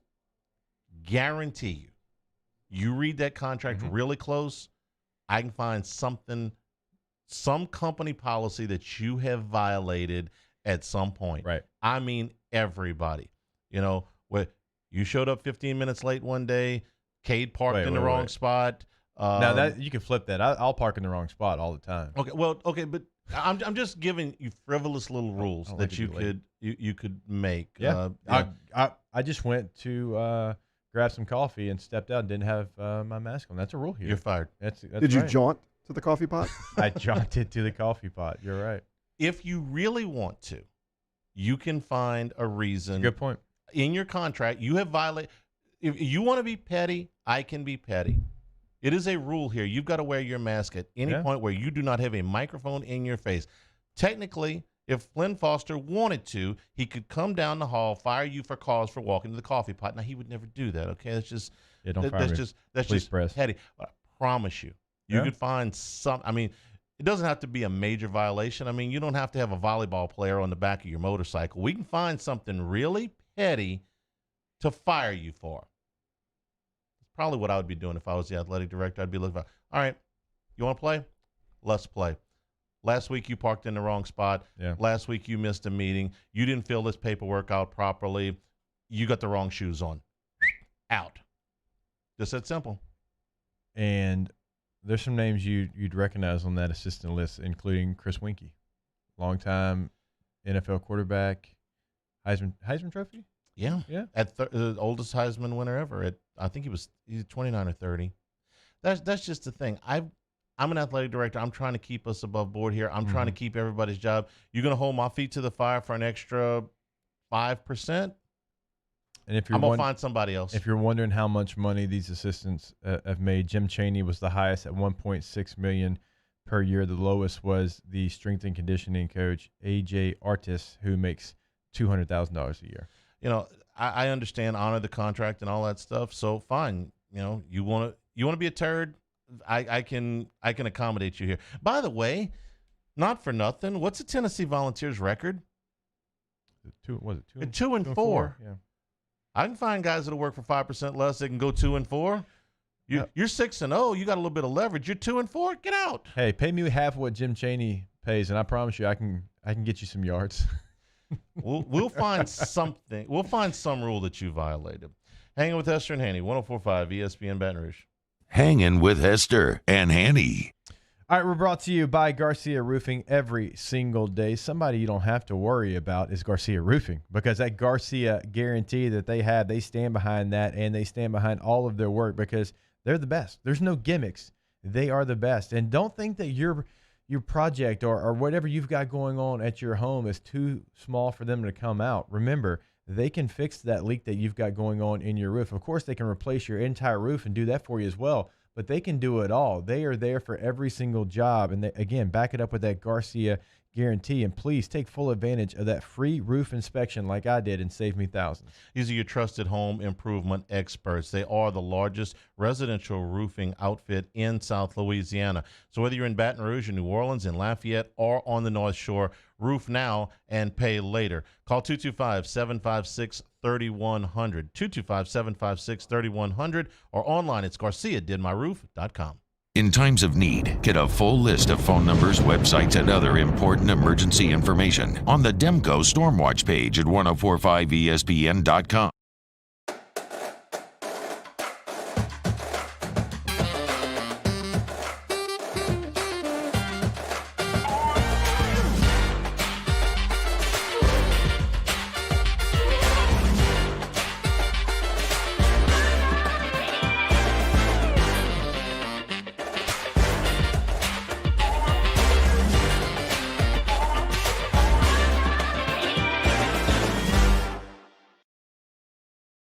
Gulf Coast Office Products is a nationally recognized Savin office equipment dealer based right here in Louisiana. Over 100 employees strong, Gulf Coast has the boots on the ground to support all vertical markets, from education, engineering, legal, and finance. With the latest in office technology, from desktop to production segment units, Gulf Coast and Savin have the perfect fit for you. Call 225-756-2644. That's 756-2644 for Gulf Coast Office Products. ServiceMaster Elite create clean, disinfected work environments. As a local business, we take pride in serving the New Orleans and Baton Rouge areas. Our cleaning protocols follow CDC and OSHA standards for healthcare settings, offices, senior living, restaurants, and industrial plants. Contact ServiceMaster Elite to get your operation ready for reopening with germ disinfection cleaning. ServiceMaster Elite, the trusted choice in professional cleaning since 1996. If I built a van, it would do more than haul. It would carry my entire business. I'd make it available in dozens, if not thousands of configurations. It would keep an eye on my fleet. And an eye out for danger. If I built a van, I'd make it available in diesel and gas. And I'd build it right here in South Carolina. Introducing the all-new Sprinter, starting at $33,790. Built in the USA. Mercedes-Benz. Vans. Born to run.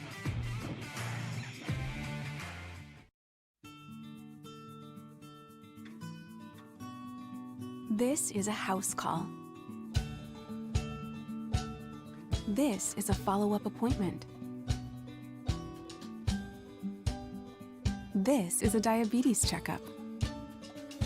This isn't just more convenient care, it's more advanced care. This is innovating healthcare at Louisiana's #1 hospital, Ochsner. To all of our heroes working on the front lines of this COVID-19 pandemic, your bravery and selflessness represent the very best of us, and we want to say thank you.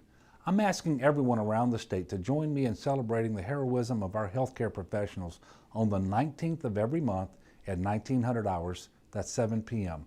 Write a note of appreciation, make plans to donate to charitable organizations, or say a prayer. To learn more, visit 19thanks. Tune in tonight for Louisiana Prep Preview at 6, and we wrap everything up with a full 2 hours of the Louisiana Prep Scoreboard at 10 on YouTube, CST, and 104.5 ESPN Baton Rouge. After we see the confetti fall, be ready for war. Tell them that's what we ready for war. Tell them that's what we ready for war. Hangin' with Hester and Hanny on 104.5 ESPN Baton Rouge and 1130 The Tiger.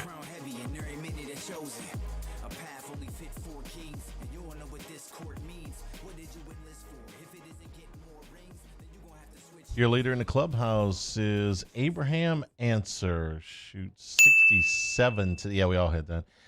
Shoots 67, is 9 under par for the tournament. One shot in front of Dustin Johnson and Cameron Smith, who are both still on the golf course. So Answer at 67 today, 9 under.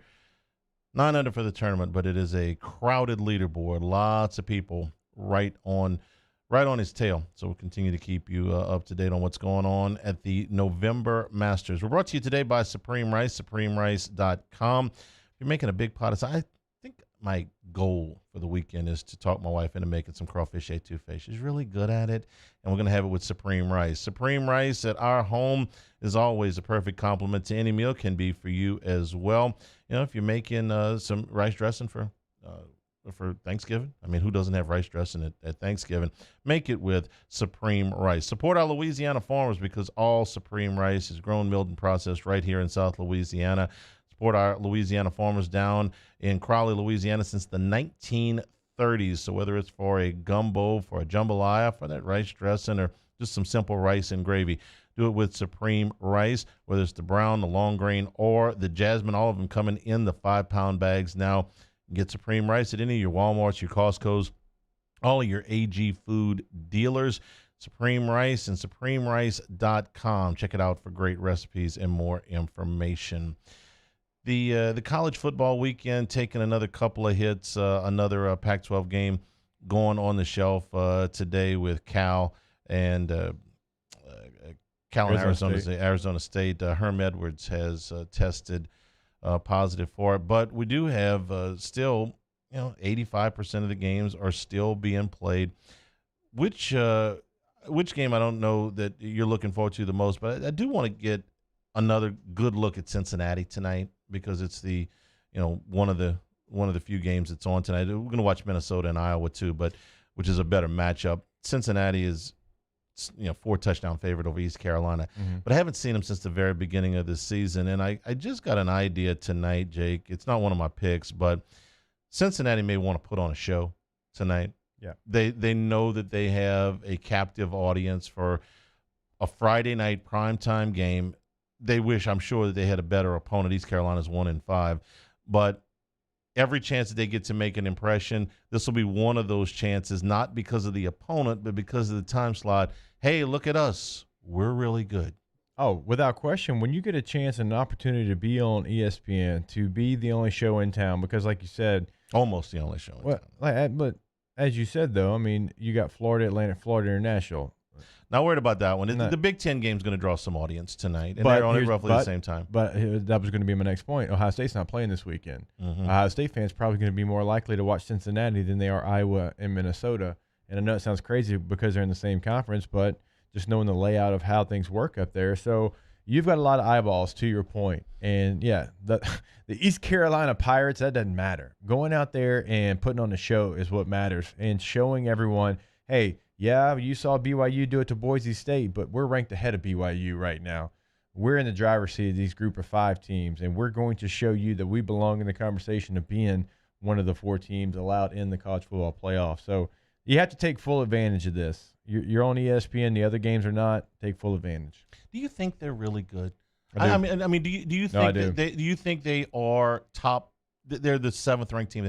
You think they're one of the top 7 teams in the I country? do. I fully believe if they they are. were playing Texas A&M this week, you got on a neutral field, you got Cincinnati, because that's who they're ranked right next to. I think it would be 3 points either way. I really do. But their defense is a defense that can play, I think, with anybody. Now, offensively, that's where you have questions for Cincinnati. But with their defense, I'm telling you, it's a real defense. It's going to have plenty of Sunday players on it. And this isn't the first year that we've seen them have this type of year. I mean, this is a program that's pretty respectable. They've got a really good recruiting base that they recruit from, being there in Ohio. And Luke Fickell is a coach that 92% 2% of the teams in college football would replace their guy with right now if he said I'm coming? He's got a lot of momentum. He's got a new contract up there as well, but you said that didn't mean anything yesterday with No, it doesn't. It doesn't. All it does is it allows him to turn down jobs that he doesn't want, but it's not going to stop him from taking a job that he does. This will stop him from taking the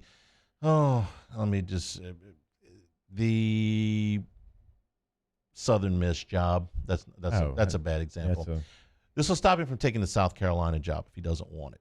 If there's another job that he aspires to more than that. But dream jobs, when you start talking about dream jobs, it's not going to stop him from taking dream jobs. Well, but his dream job would be Ohio State. That's not. He had that job already. He had it for 1 year. I know it was just 1 year, and it wasn't interim. Not really fair because it's an interim. They were 6-6. Trust me when I tell you that'll come back on him because people will hold that against him that are in the Ohio State program.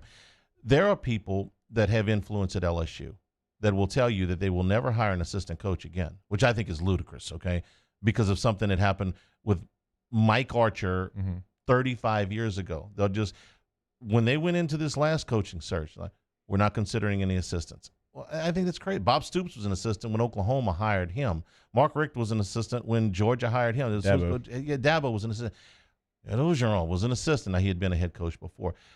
I think that's crazy to not consider that, but there are people that have influence there that would tell you they will not consider an assistant coach ever again because Mike Archer failed here back in the late 1980s. And I think you'd have people at Ohio State said, we gave him a shot at this job. And it wasn't that he finished 9-3. He finished 6-6. You don't finish 6-6 at Ohio State. I don't think that's fair. Right. I don't think that's accurate. Not his team. But I think that would happen. His first year at Cincinnati, he was 4-8. So you're probably thinking, oh, more of the same. But what did he inherit? But what he's been able to do since he became his team, because it truly becomes your team after you're there for a year. Even though you don't have all of your recruits in, you've molded what you want the other recruits to be: 11-2, 11-3, 6-0.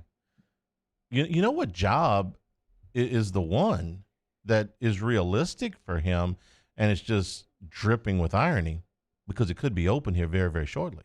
Michigan. Now, you're going to take the Michigan job. Yeah. Ohio State got you. You're going to take the Michigan job, and that one may very well be open at the end of the season. And no matter what Cincinnati does, they're not going to stop him from taking the Michigan. They can stop him from taking the South Carolina job. They can stop him from taking the Rutgers job last year. They ain't going to stop him from taking the Michigan job. There's 8 jobs, and that might be too high of a number. There's 8 jobs that no matter where you're at and no matter who you are, if they call and they ask, you take it. Ooh, 8. I think there's 8. Now let me get my list together. We'll take get your list together. I want to hear your list because I'll put 8 jobs on the board. I can do that for sure. Let's do our 8. We can do it. Yeah. Oh, look at that. We're just inventing segments here. This is fantastic. Hanging with Hester and Hanny, 104.5 ESPN Baton Rouge. Hanging with Hester and Hanny. Tiger Air is an independent dealer or the American Standard Heating and Air Conditioning Unit. When I put this unit in my home several years ago, I got a chance to thank myself for making such a great choice every single month. You know when I thank myself? Whenever that energy bill comes in the mail. I still get my energy bill by the mail. So I get that energy bill, I open the envelope, and I look at a number that I know is lower because I've lived in this house for a very long time. I know what the energy bills used to be, and I know what they are now, and I know they're lower. And I know that's because of the efficiency of the American Standard and the programmable thermostat that allows me to never waste energy. It's a gift that keeps on giving. You're exactly right about that. You're going to have those lower utility bills because you're going to have properly maintained heating and cooling equipment. It has lower operating costs than other equipment. That's going to save you money. Call 225-754-8687 or check them out online at tiger-air.com. Off the Bench, Hanging with Hester and Hanny, after further review and more, are all live daily on the 104.5 ESPN Baton Rouge YouTube channel. Subscribe now to interact with us inside the live chat driven by Bayou Ford. If I built a van, it would do more than haul. It would carry my entire business. I'd make it available in dozens. Make not thousands of configurations. It would keep an eye on my fleet. And an eye out for danger. If I build a van, I'd make it available in diesel and gas. And I'd build it right here in South Carolina. Introducing the all-new Sprinter, starting at $33,790. Built in the USA. Mercedes-Benz. Vans. Born to run.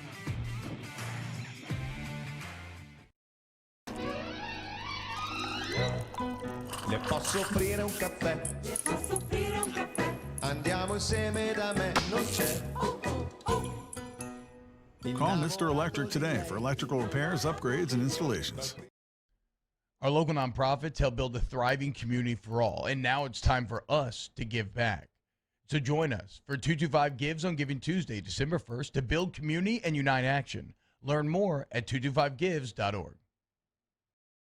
At All-Star Toyota, you get it all. If you're in the market for an all-new Toyota vehicle, come see our friendly and knowledgeable sales team at All-Star Toyota. Located in Baton Rouge at the corner of Airline and Goodwood, we've been serving our community since 2005 by offering a large selection of new Toyota cars, trucks, and SUVs. Get behind the wheel of your dream car and take a test drive at All-Star Toyota today. T-Bob Hebert here with breaking news. Front to Back Boat Services is the shop to upgrade your boat tech this fall. With not one but two NMEA certified techs, who better to install your Panoptic sonar, your HD displays. You want to see the fish under the water before you even cast? They have that. Trolling motors you could control with your iPhone? They have that. So what are you waiting for? Get into Front to Back Boat Services right now. Upgrade your boat tech. Make your boating dreams come true.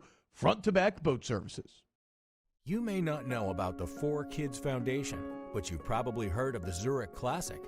And the Zurich Classic exists because of 4Kids. But it's what happens after the tournament that really counts. 100% of the proceeds are donated by the 4Kids Foundation to hundreds of local charities, totaling more than $40 million, all to help local children and families in need. 4Kids helps kids through golf, because every child deserves a shot at a brighter future. Gulf Coast Bank and Trust is a local bank with a straightforward philosophy. It's about doing the right thing for our customers. Participating in our community with annual local fundraisers, offering individual attention in a modern banking atmosphere with a trusted local company. Gulf Coast Bank invested in technology with a local touch, giving our customers the power to bank anywhere, anytime. We're building relationships through personal service as the bank that cares about you. Gulf Coast Bank and Trust, the bank that cares about you. Coming up on Monday's Off the Bench, we'll recap the weekend. Did the Saints manage to exact revenge upon the Niners? Who took home the green jacket in Augusta? And a college football weekend without LSU. For Jawsbury, Ross Dellinger, and our weekend winners. Off the Bench, 104.5 ESPN.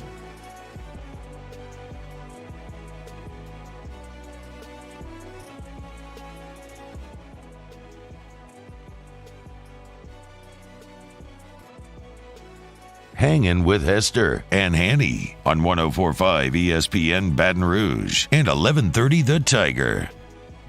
All right, you asked me to come up with 8 jobs. 8 jobs that you don't say no to. Pretty much no matter where you're at. How about if they call, you say, "Yeah, I'm probably coming." Yeah. You can just say your job, and I'll say if I have them on my list. Okay. And this is not in any order. Okay. Yeah. Ohio State. That's my number one as well. Okay. Ohio State. And I didn't do these in order. Florida. Yep. Texas. Nope. Oklahoma. Yep. USC. Nope. Georgia. Yep. LSU. Of course. Alabama. Yes. I'll tell you the two that I left out that were right next were Clemson and Michigan. And Clemson, I hesitate. This is a top program now, but they've been the top program under one coach for a long time. They had a history of falling short. Now they've made a financial commitment to that program that I think they're going to stick around for a long time. But I haven't seen them do it over a period of multiple coaches. Clemsoning was a thing for a long time. Yeah. I don't think they're ever going to go back to that level of underachieving. But I can't say that for sure. They may have just caught lightning in a bottle with one coach. So I'm going to hold off on them. And Michigan has fallen off. So I left those two off. All right. So I didn't add USC because of what you just said. Now, I did have Clemson. But what you just said, USC. Well, USC won titles recently because of Pete Carroll. Before that, it was John Robinson in the late 70s. And so I feel like it was more one coach. You look at the recruiting map right now, USC gets crushed by schools they should not get crushed by.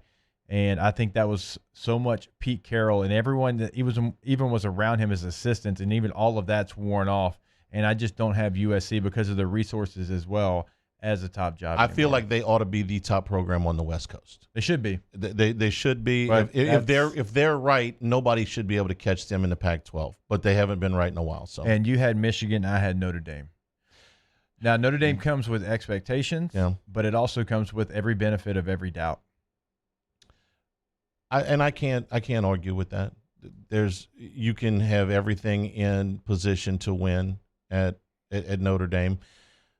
I think that you're paying the price for not being in a conference now more than you ever have before. There are some benefits that go along with that, but I feel like there are some. You can find yourself in a bind because of that. It can hurt you as much as it can help you. I would have also considered Auburn here because I think that Auburn is a very, very good job. I got them right there. I do too. But, man, the mental anguish of being the Auburn head coach and just this knowing that you're 15 minutes away from being fired every minute of every day. Shut up. Yes, thank you. I mean that would get to me after a while. So I think I'm with you. I think that would get to me after a while too. We're pretty close. Yeah. Even the teams that we had outside, they were in our top 10. I can make a case for the ones. See, I thought we were going to argue a lot more. Damn it! That's why we did this in a short segment. We spent enough time together. We're starting to think alike. In hour number 3, Connor Rogers from Bleacher Report will be with us. David Bazzel from Arkansas, former Arkansas linebacker, will be with us. We'll do our picks. A good week last week. And we'll do Ask Us. Final hour, hanging with Hester and Hanny, 104.5 ESPN Baton Rouge.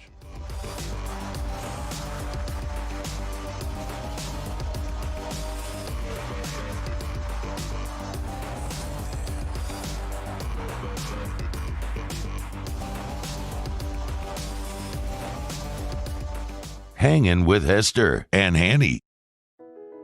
I've been doing business with Luba for 25 years. They're dependable, trustworthy. It's just the attention to detail with our clients. Our folks have years and years of experience. They're highly trained professionals. But many companies have that asset.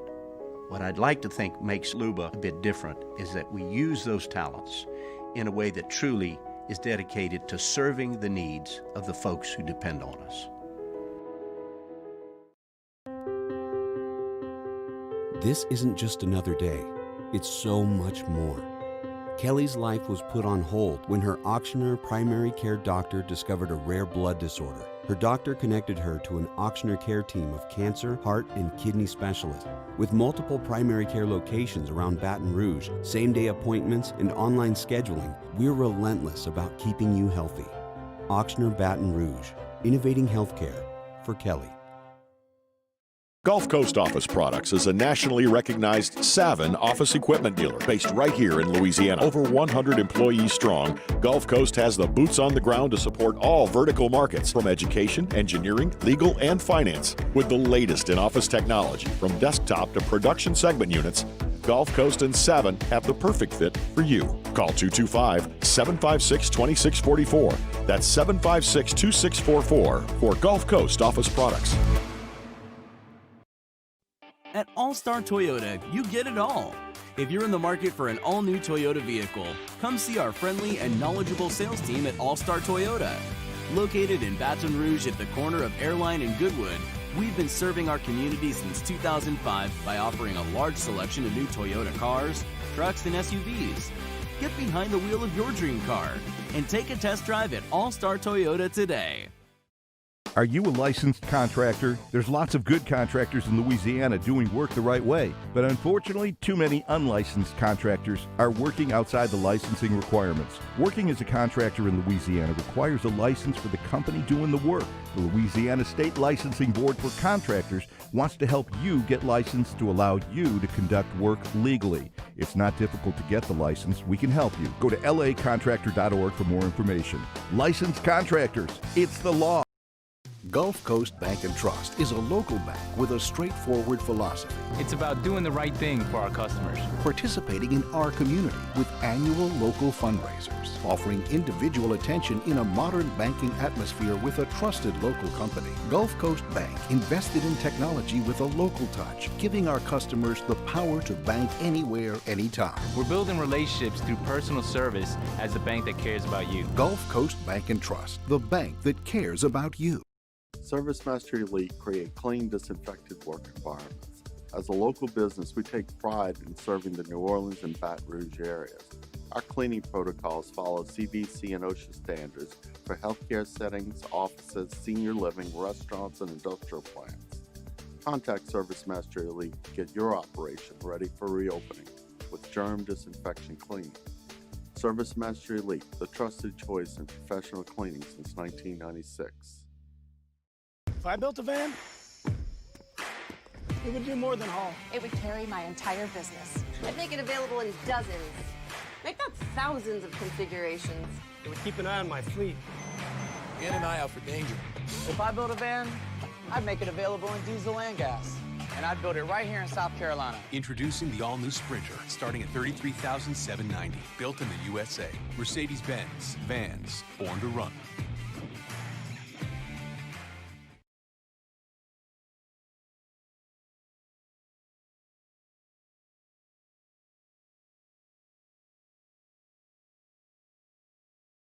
Callahan Injury Lawyers. This is Sports Center. I'm Christine Lisi, developing story. Tomorrow's Cal-Arizona State game has been canceled after positive coronavirus tests in the Sun Devils program, including Coach Herm Edwards. Considering the rise in COVID cases, cancellations, and postponements, college football is in a precarious position, notes the host of the Paul Feinbaum Show, Paul Feinbaum. When you cancel or postpone a game today, you may be postponing or canceling it next week as well because of all this contact tracing. And I feel like we're back to the end of July, early August, when we weren't sure the college football season would start. Now, I'm not sure it's going to finish. Paul Feinbaum on Greeny with Mike Greenberg. The Marlins hired Kim Eng as their GM. She's the first female GM in MLB history and the first female GM for a men's team in a major pro sport in North America.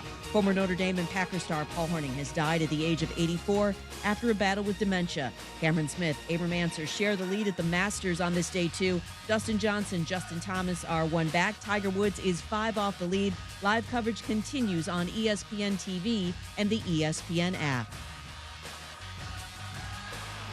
Coming up Monday, it might be November, but the Masters is still the Masters.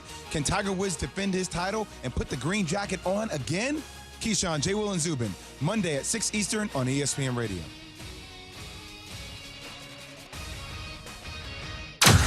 Now, Hangin with Hester and Hanny with Jacob Hester and Charles Hanagriff. Hester and Hanny on 104.5 ESPN Baton Rouge and 1130 The Tiger. Alongside Jacob Hester, here's Charles Hanagriff.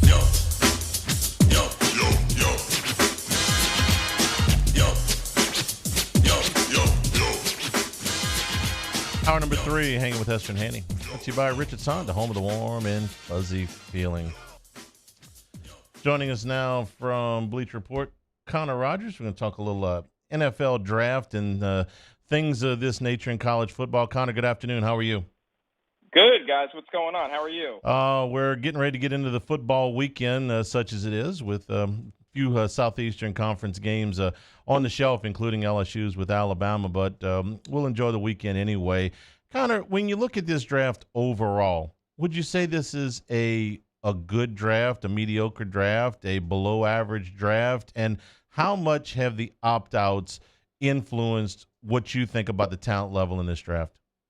I think it's a good draft class, and the conversation there is always going to start with the quarterbacks, right? That's what garners the most attention, and this draft class absolutely packs a punch in that area. With, sure, we have really what I would call a once-in-a-decade guy in Trevor Lawrence, and then you have guys that can be true franchise quarterbacks at the next level, like Justin Fields, like Trey Lance, who only got one game this season, which will make him a very polarizing evaluation. And then like a Zach Wilson, even at BYU, that has just been soaring since the season started. He is healthy, some people will tell you, hey, he's beating up on lower level competition, but I mean, the throws he is making absolutely put him in the first round category. And then sure, you get into the Mac Jones and Kyle Trask of the world that aren't in that level, but are definitely on the rise. And listen, the opt-outs make things difficult, but what I'll say about that is teams aren't going to waver from the guys that opted out, like Jamar Chase, like Micah Parsons, like a Penny Sewell.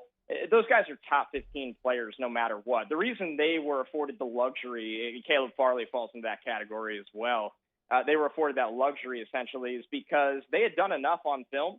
They believe in their athletic testing when the time comes for them to show off those things.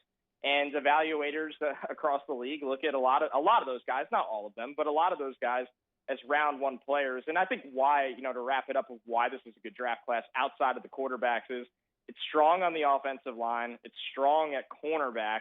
Obviously, like I said, it's strong at quarterback and it's strong at wide receiver, which when you have, those are some premium positions there that teams will really, really almost overvalue to an extent each year. And the fact that they're deep again in those categories this year makes this another really good group.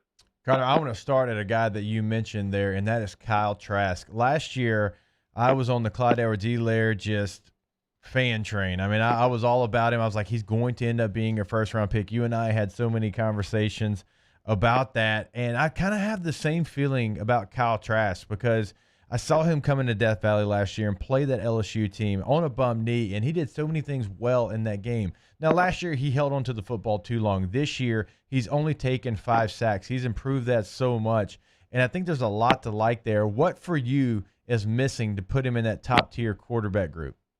I think for me and a lot of evaluators, it will be overwhelming physical tools to an extent, right? And when you look at the quarterbacks that get taken in the top 5, and the 4 guys I mentioned before have some freakish physical tools. When you look at the quarterbacks that come off the board in recent years, most of them fit that category, right? Look at Josh Allen right now succeeding at the next level. I mean, that's a really good example of a guy that, yes, he was raw, but the physical tools were as good as it gets. And I think even Joe Burrow was somebody that at times people had that fear, but Joe Burrow still had ridiculous feel in the pocket and ridiculously touch accuracy to all 3 levels of the field. And I think with Trask, it's going to be, sure, he's not Joe Burrow, right? And nobody really necessarily is. But you look at a lot of the bright spots of his game, and I can see that's why you would like him as well. It's a lot of things that do translate at the next level. The feel in the pocket has really come a long way, like you said, from last year. You could sense he feels the rush, understands when the ball needs to get out. You're seeing an accurate passer. You're seeing he's a big-bodied guy, 6'5", 240. You're seeing the ability to really, play a very tough brand of football he does at Florida. And they have a lot of skill talent around him, but he's maximizing those guys. And I know the conversation now has become really Trask versus Mac Jones. And as much as Mac Jones has done some nice things this year, I still don't really think it's particularly close for me right now. I think Trask and this is a guy that really did not get a ton of love as a recruit, was not supposed to be the savior of Florida football.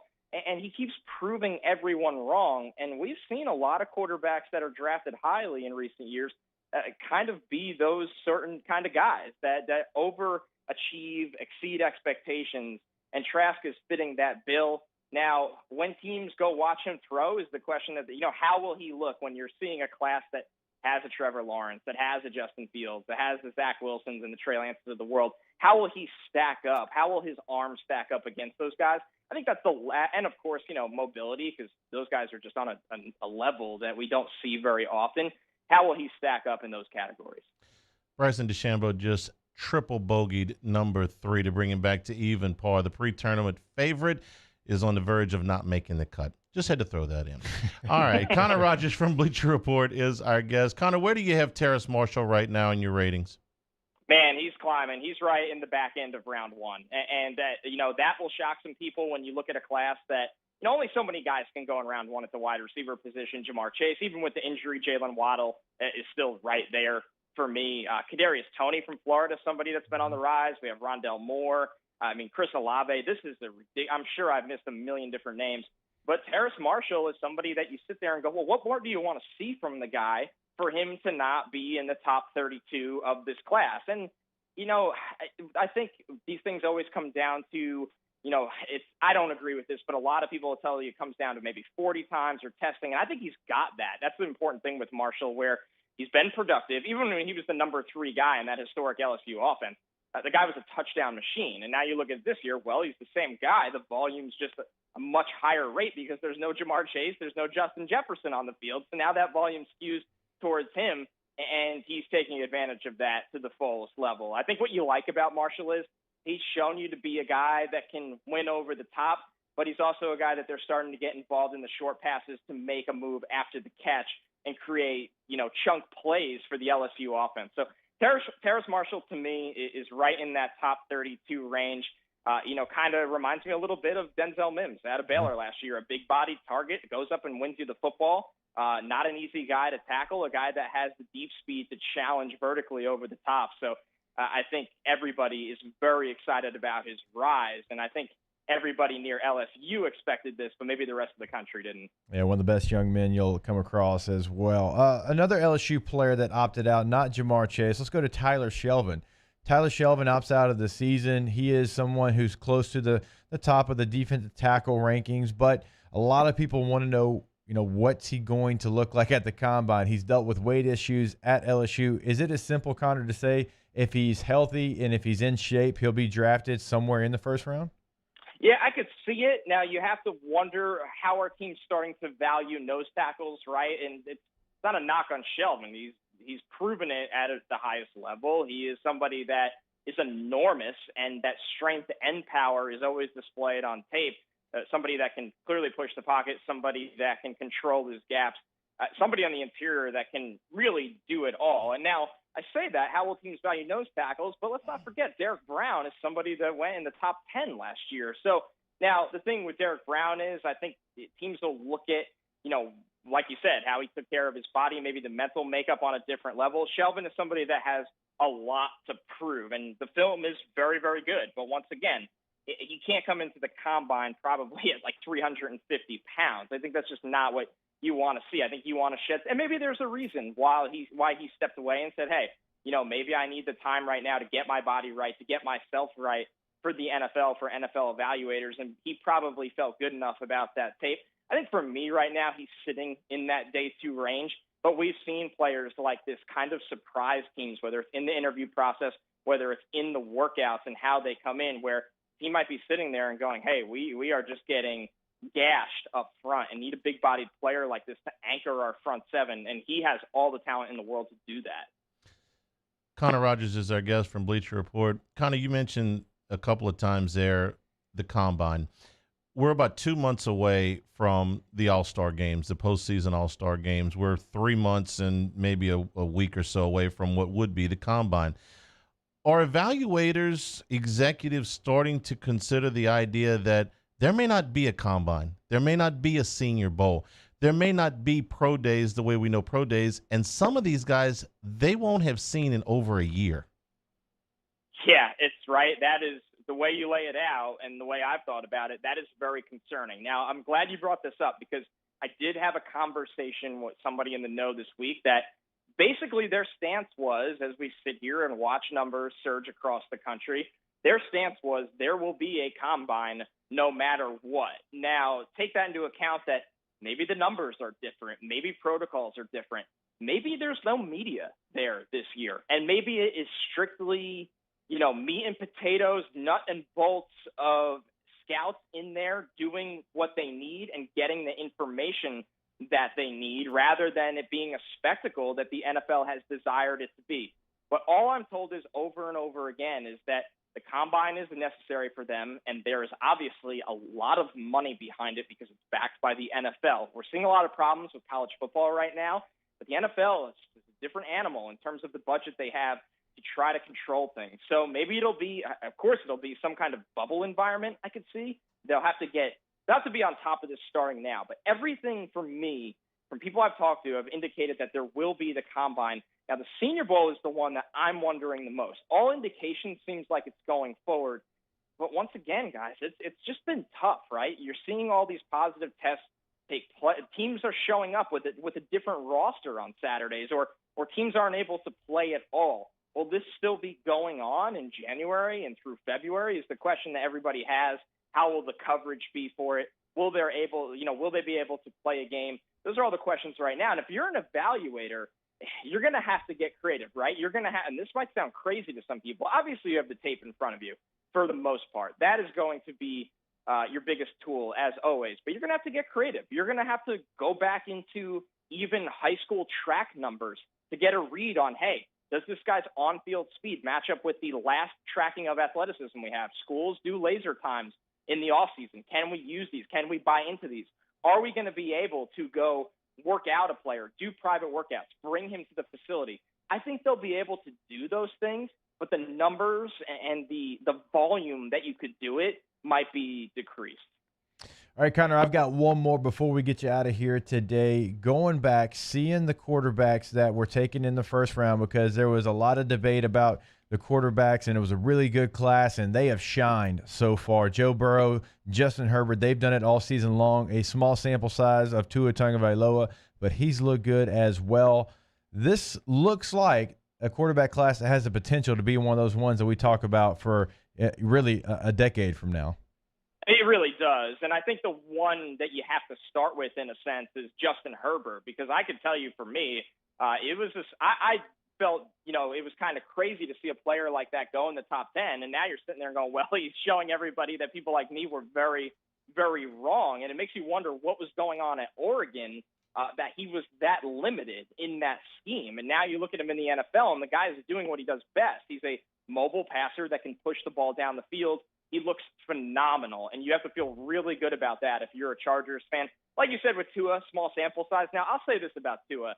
I've always said Tua can play. That is never a concern. In a normal draft, Tua would have been, a number 1 overall pick, most likely. Can he stay healthy is going to be the most important thing for the Dolphins. And Joe Burrow, tough spot being with the Bengals where the offensive line is doing him no favors, and he still is exceeding expectations. So for Joe Burrow, that's what he does at every stop. I'm excited and hopeful that the Bengals can actually put an adequate roster around him, that he should be a guy that we talk about not as just a middle-of-the-pack quarterback, but truly a top 10, top 8. There will be years in my eyes that he's a top 5 NFL quarterback. But that's on the Bengals. That's not on Joe Burrow. They need to do more to help him. They need to reverse the trend in the division where they are looking up at the Steelers every year, looking up at the Ravens every year. They've definitely now fallen behind the Browns.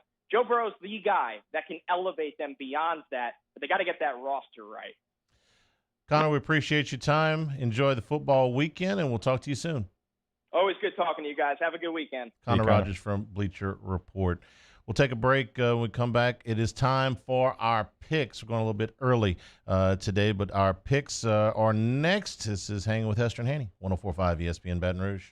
Hanging with Hester and Hanny. GoTro's Outdoor Power and our friends over at Skag. You ever in the market to buy a car? Well, you do sometimes. You wait till the end of the year. You get some of the deals on those year-end models. Well, as they bring in the new cars, they also bring in the new lawnmowers. So you want to get a deal on a 2020 Skag. Now is one of the great times to go out and check out the pricing on all of their residential and their commercial models. All of your zero turns right now come with 60 months interest-free financing and free delivery. So while you might not be thinking about property maintenance, right now might be the best time for you to take a look at the best price. Multiple options if you're looking for a commercial lawnmower. Obviously, the Cheetah. They've got the Turf Tiger, the Tiger Cat, the Patriot. They've also, of course, got your residential with the Liberty. So many different options. Go to GoTro'sOutdoorPower.com for more information. That's GoTro's. We make it easy. Our listeners fire off their opinions on the JimsFirearms.net hotline at 499-1045. Keep listening for your next chance to shoot us your thoughts with the JimsFirearms.net hotline on 104.5 ESPN Baton Rouge. Do you know someone who sets a good example for all of us to follow? Someone who, without being asked, shows leadership, selflessness, and service to their community? We believe that's the definition of a good citizen, and so does Citizens Bank and Trust. So, if you know someone that sounds like what Jordy was just describing, nominate them to be your good citizen, and they'll have a chance to win $500 from Citizens Bank and Trust. Plus, we'll mention him right here on the show. So go to citizensbankandtrust.com for more details and nominate your good citizen.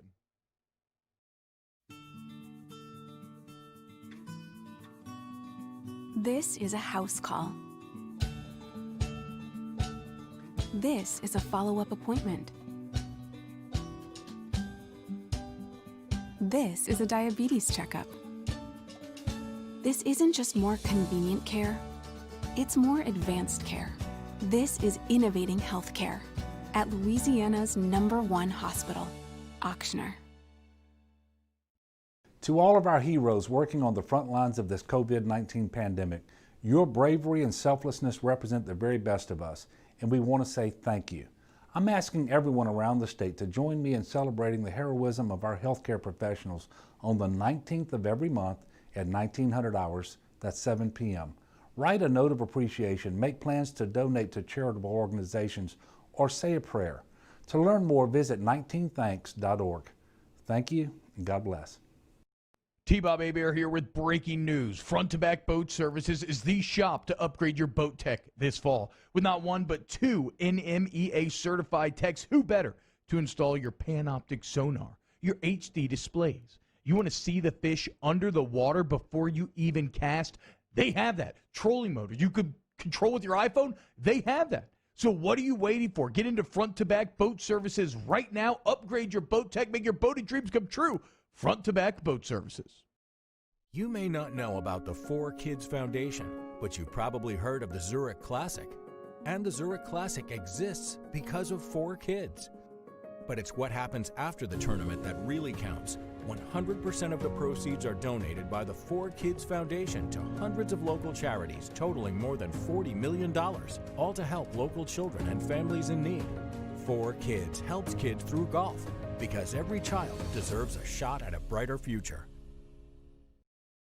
Gulf Coast Bank and Trust is a local bank with a straightforward philosophy. It's about doing the right thing for our customers. Participating in our community with annual local fundraisers, offering individual attention in a modern banking atmosphere with a trusted local company. Gulf Coast Bank invested in technology with a local touch, giving our customers the power to bank anywhere, anytime. We're building relationships through personal service. Tune in tonight for Louisiana Prep Preview at 6, and we wrap everything up with a full 2 hours of the Louisiana Prep School Board at 10 on YouTube, CST, and 104.5 ESPN Baton Rouge.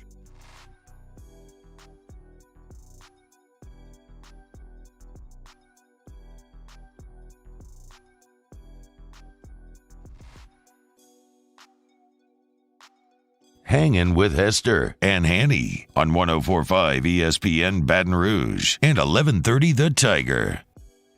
104.5 ESPN Baton Rouge and Citizens Bank invite you to nominate someone for a Good Citizen Award.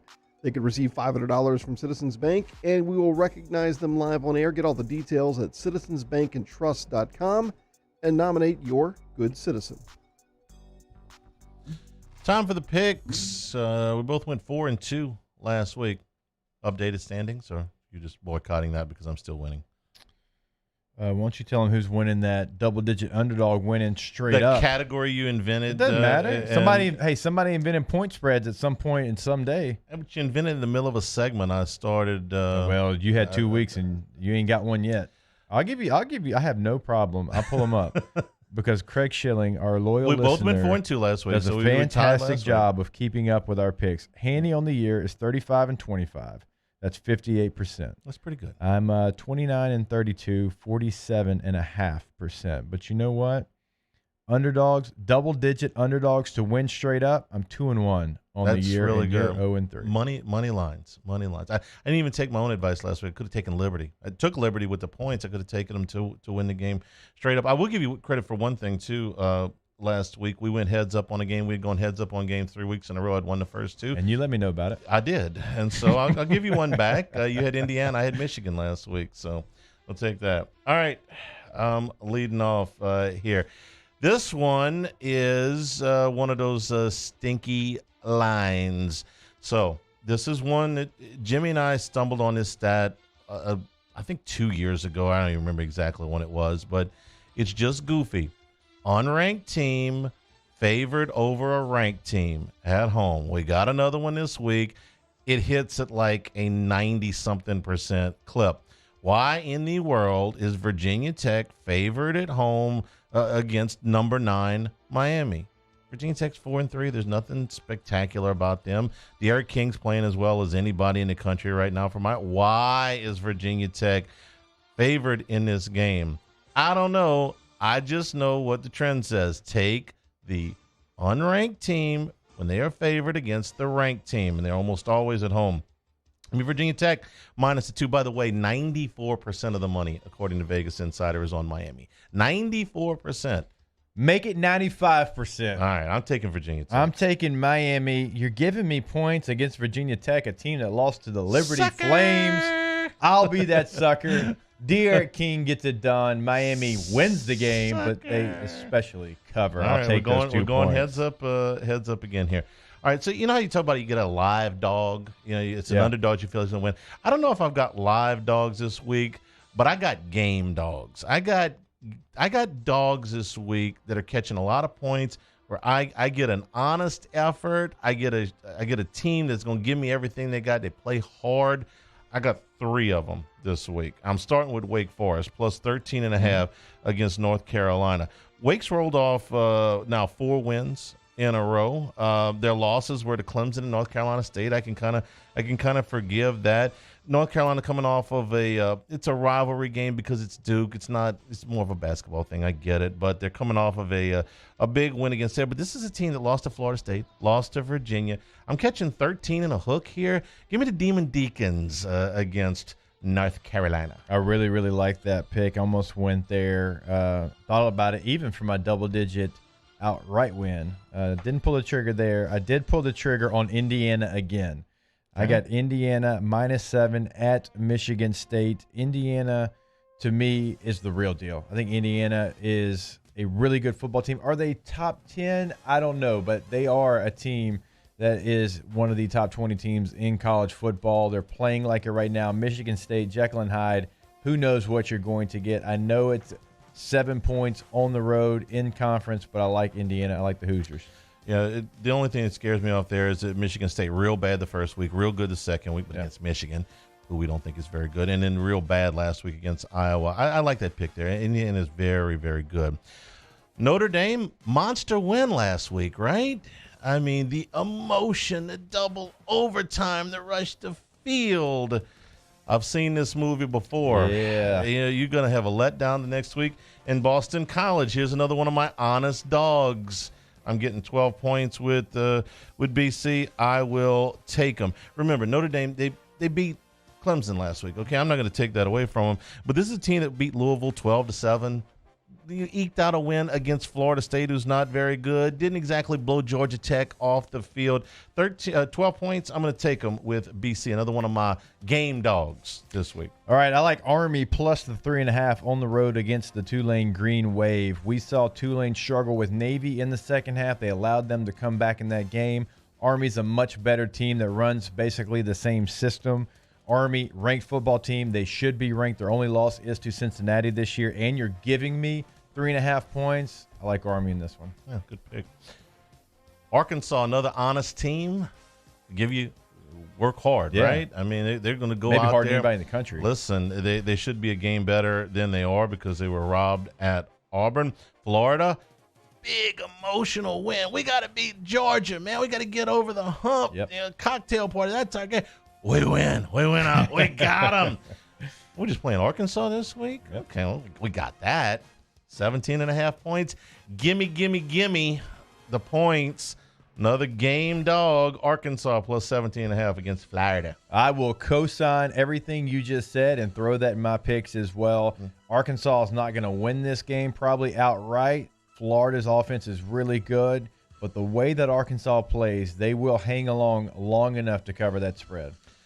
All right, that's enough with the game dogs. I'm gonna take a favorite now. Old Mississippi gonna score some points on South Carolina. Let me tell you what I know. Now South Carolina's coming off just an abysmal performance, but look, LSU routed them. They got routed again last week. Ole Miss gonna play the role of bully here. I'm gonna lay the 12 on the road. Okay, I may be a little bit nuts here. You don't like to take a team it's given that many points, but For Ole Miss, I'll make the exception. I'm sorry, they're home. They're home. Not Rome. Yeah. But I'm going to take Ole Miss to blow South Carolina right out there. Makes your case even better. Minus 12. All right, a team that I feel like I'm going to be rolling with all season long, and I haven't really had any partners in crime jumping on this bandwagon with me yet, Northwestern. No, I've been on Northwestern. I like that. I love Northwestern. I love their defense. They are giving 3 to Purdue on the road, but Northwestern to me is right now, them and Indiana are fighting for the second best team in the Big Ten, and I think it's Northwestern. So I'm going with the Wildcats, one of the most well-coached teams in the country. Yeah, I like that. Just another honest team. Yeah. You get a good effort. A little bit deceiving last week. They kind of got away with one. They got outgained by like 200 yards against Nebraska. I like that pick, but a little bit nervous. All right, I'm going to go back to a theory. My one NFL pick for the week. Great quarterback has lousy game, will not have a lousy game second week in a row. Did it with Aaron Rodgers, cashed a ticket. Did it with Russell Wilson, cashed a ticket. This week, Tom Brady. You think that's been in his craw since Sunday Night Football, how bad they looked? You think he's going to look that bad against Carolina? No, sir. Minus 5.5. Give me the Tampa Bay Buccaneers against Carolina. I like that pick. Almost went there from my NFL game. But you know what? You're talking about trends, and really good quarterbacks having multiple bad weeks in a row just doesn't happen. Well, you know what does happen? The Chargers and losing. So unless they move the game to 3 quarters, which I don't think they're going to do, I'm going Dolphins minus 1.5 against the Chargers at home. Joey Bosa, Justin Jackson, both out for the Chargers. And look here, Chargers, I love you. Your helmet's on my desk. I root for you. I buy your apparel. I watch your games. I say your name with pride in South Louisiana. But until you prove that you can play 4 quarters and you can play until the clocks hit 000, I'm going to go against you every single week until you prove me wrong. And I'm done fading the fish. So, I mean, I went against them last week. I love the Cardinals. They proved me wrong. Tua looked good. So I'm with you on that. All right, so here's the picks. My picks: Wake Forest, Boston College, Arkansas, Ole Miss, Virginia Tech, and the Tampa Bay Buccaneers for Hester, Miami, Indiana, Army, Arkansas, Northwestern, and the Miami Dolphins. He's got the Hurricanes and the Dolphins. Those are our picks, and they are brought to you by our friends over at Coors Light. So if you can enjoy any of these games this weekend, enjoy it with the cool, refreshing taste of Coors Light. And now you can get them in the slim cans. The slim cans are everywhere now. New packaging for Coors Light. So I know that you're going to enjoy a cold Coors Light this weekend. No doubt. There's going to be a lot of them had this weekend in different situations, fishing, watching some football as well. Remember, the slim cans, you can fit more in that ice chest if you are going fishing or if you're doing something outdoors this weekend with not a lot of football action. It's okay because Coors Light goes anytime, anywhere, any place. And I'll also be watching, because Hanny's scared of this category, I'll be watching Boston College Notre Dame because Boston College is my double-digit dog to win outright, enjoying a cold Coors Light while doing that. All right, my double digit is Wake Forest. I think they got a chance to win that game against North Carolina. If you want to try something a little bit different, the new Light Sky Citrus Sweet from Blue Moon, nice citrus aroma to it and a citrus taste to it with the tangerine peels brewed right in. Also available in the slim cans and only 105 calories. For the Blue Moon Light Sky, part of the official beer of Hangin' with Hester and Hanny. And we'll be back. David Bazzel, former Arkansas linebacker, is with us when we come back. Hangin' with Hester and Hanny, 104.5 ESPN Baton Rouge. Hangin' with Hester and Hanny. We opened up the playbook and expanded our coverage. Listen daily in high definition on 98.1 HD2. We are 104.5 ESPN Baton Rouge. If I built a van, it would do more than haul. It would carry my entire business. I'd make it available in dozens, if not thousands of configurations. It would keep an eye on my fleet. Get an eye out for danger. If I built a van, I'd make it available in diesel and gas. And I'd build it right here in South Carolina. Introducing the all-new Sprinter, starting at $33,790. Built in the USA. Mercedes-Benz. Vans. Born to run.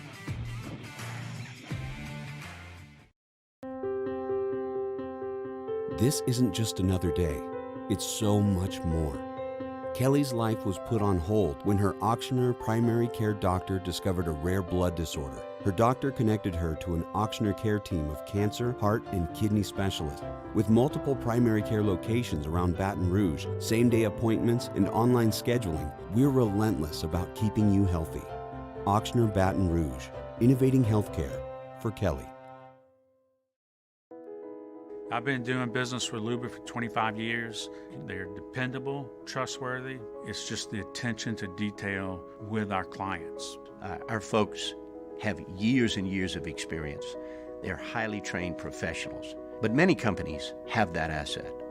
What I'd like to think makes Luba a bit different is that we use those talents in a way that truly is dedicated to serving the needs of the folks who depend on us.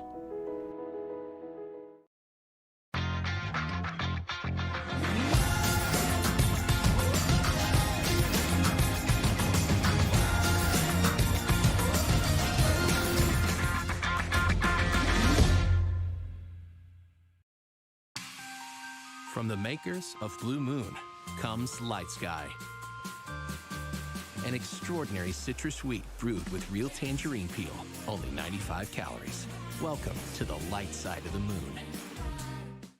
Gulf Coast Office Products is a nationally recognized Savin office equipment dealer based right here in Louisiana. Over 100 employees strong, Gulf Coast has the boots on the ground to support all vertical markets from education, engineering, legal, and finance. With the latest in office technology from desktop to production segment units, Gulf Coast and Savin have the perfect fit for you. Call 225-756-2644. That's 756-2644 for Gulf Coast Office Products. At All-Star Toyota, you get it all. If you're in the market for an all-new Toyota vehicle, come see our friendly and knowledgeable sales team at All-Star Toyota. Located in Baton Rouge at the corner of Airline and Goodwood, we've been serving our community since 2005 by offering a large selection of new Toyota cars, trucks, and SUVs. Get behind the wheel of your dream car and take a test drive at All-Star Toyota today. Are you a licensed contractor? There's lots of good contractors in Louisiana doing work the right way, but unfortunately, too many unlicensed contractors are working outside the licensing requirements. Working as a contractor in Louisiana requires a license for the company doing the work. The Louisiana State Licensing Board for Contractors wants to help you get licensed to allow you to conduct work legally. It's not difficult to get the license. We can help you. Go to lacontractor.org for more information. Licensed contractors, it's the law. Gulf Coast Bank and Trust is a local bank with a straightforward philosophy. It's about doing the right thing for our customers. Participating in our community with annual local fundraisers. Offering individual attention in a modern banking atmosphere with a trusted local company. Gulf Coast Bank invested in technology with a local touch, giving our customers the power to bank anywhere, anytime. We're building relationships through personal service as the bank that cares about you. Gulf Coast Bank and Trust, the bank that cares about you. Hey, it's Matt Moscona inviting you to join us for a Football Friday edition of AFR presented by Don Juan Cigar Bar. Phil Steele previews the biggest games in college football. Ryan Terrio's in studio. Jay Ducote. Join us 3 to 6, 104.5 ESPN Baton Rouge.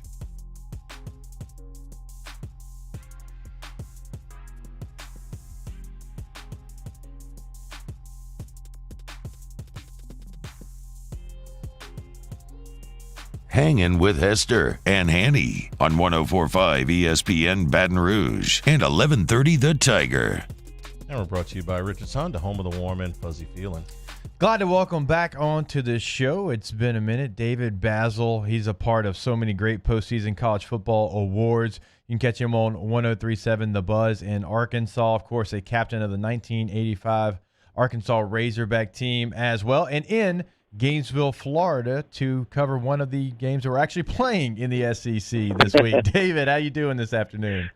Great, Jacob. Yeah, it's nice to know that there are at least a few games being played this weekend. Yeah, I was just landing. It's beautiful weather, and it should hopefully be a great game tomorrow. I think it will be a great game, David. You have a team in Florida that can score like anyone in the country. I mean, they can score on any defense, any given day. It doesn't matter. But you also have an Arkansas team that in 2020 is real interested in playing defense when not a lot of people are. I mean, Bumper Pool and Grant Morgan, they're fun to watch. I appreciate the way that they play old school football. So I'm expecting a matchup to be a game. I mean, deep into this game, even though that Sam Pittman, as we know, won't be coaching on the sidelines, to have Barry Odom, your defensive coordinator, who might be up for one of the awards that you're a part of at the end of this year, on the sidelines. He's been there. He's done that in the conference. I think that's something that you can not necessarily get away with not having your head coach, because you never want to be in that situation, but you've got a great replacement. Yeah, that's what's going to be interesting tomorrow. So, Jacob, for the first 5 games this year, Barry Odom has been in the press box calling his defenses. And so, obviously, that's not going to work with Sam Pittman not being there. He's going to be on the sideline. So you wonder the dynamic of him calling plays and him looking at the defense and evaluating the Florida offense. So you wonder if that will be changed. And not having Sam Pittman there, you wonder. But you're right. Listen, if I'm not mistaken, Barry Odom was 2-2 against Florida when he was at Missouri. So he knows this team. And I still haven't heard, about Kyle Pitts on whether he's not going to, whether or not he's going to play tomorrow. Of course, Florida's coming off the big emotional win over Georgia, feeling good about themselves. And you're right. I'll tell you, Jacob, after I've talked the last couple of years, we have played some bad football in Arkansas. I mean, especially defensively. It's really cool to see these guys, a lot of them the same players, play really smart football, high IQ football, run to the ball, multiple tacklers, and so lead the nation in turnovers. It's a remarkable turnaround, and it's really been fun to watch. One of the things that is always a pet peeve of mine is when someone new comes in, like, yeah, but he's doing it with his players. I heard that at the beginning with Sam Pittman, and it's Chad Morris's players. I don't care, because no disrespect to Chad Morris, he didn't have those guys playing like that. This is the same Jimmys and Joes that we've seen for Arkansas, but Sam Pittman and this staff has come in, and they got a different demeanor about them. They have a different purpose. Every single play, you're getting their absolute best until the final whistle. And as you know, this day and age in college football, that's hard to get. Yeah, that's a great evaluation. It reminds us a lot of the 1987-88 Razorback teams. You had Danny Ford that was fired. Houston Nutt comes in, and with the same players that were horrible in 97, they were 4-7. Clint Sterner, Anthony Lucas, Brandon Burlsworth, they go 8-0 and end up having a great year. And it's amazing what coaching can do, great coaching can do. And they've been able to push the right buttons. And it's just nice to see how these guys are finally enjoying some success. And tomorrow's going to be a challenge. I mean, obviously you saw what A&M did against Arkansas. Kellen Mond was on target the whole game, and they were able to obviously, be able to penetrate the zone for Arkansas. So it'll be interesting tomorrow with Trask as hot as he's been. All right, I didn't want to bury one of the leads, but I saved it so we could talk about this one in length. Felipe Franks going back to Florida, going back to the Swamp, a place where he was the starting quarterback, a place where he did win a lot of games once Dan Mullen got there and those two got together. I've got to imagine for Felipe Franks, with the way he's playing, taking care of the football, he's doing a lot of good things for this Arkansas offense. They have really put him in great spots to succeed, and he's taken advantage of that and played well. I've got to imagine, though, this one means a little bit more, and he's going to try to keep calm, but it's going to be hard to do when you're going back to face your old team that you want to prove you should not have let me go. Yeah, he's a real emotional guy. And, I know a lot of Gator fans were not big fans of Franks. They like the fact that Trask stepped in. But I'm going to tell you, I think the last time you and I talked, Jacob, we were talking about the fact that Arkansas has had 8 different starting quarterbacks the last 2 years. 8. 5 last year, 3 the year before. So Arkansas fans are very appreciative of what Franks has done. He's come in, he's had the right attitude, a great kid, great team player, worked hard. He's not perfect, but he's made some great throws, made some great decisions. And, yeah, let me tell you, if you remember a guy named Ty Story, Chad Morris ran off 2 years ago. He comes back for Western Kentucky and just blows at Arkansas at home. And so I know there are a lot of Razorback fans that hope Franks can come in and really have a good game tomorrow. When you look at the offense, I mean, all the talk's been about the defense because it's been outstanding, but this offense actually has playmakers. And it's not just Rakeem Boyd. We thought Rakeem Boyd would come in, and it's actually been Smith at the running back position. Of course, Boyd has contributed as well. Felipe Franks has done it with his legs. Treylon Burks has really been just your jack-of-all-trades type guy. This offense, I think, is way ahead of where a lot of people had them. Yeah, no question. I said the same thing last week. The difference between Tennessee and Arkansas, Arkansas had more playmakers on offense, and you made the mention.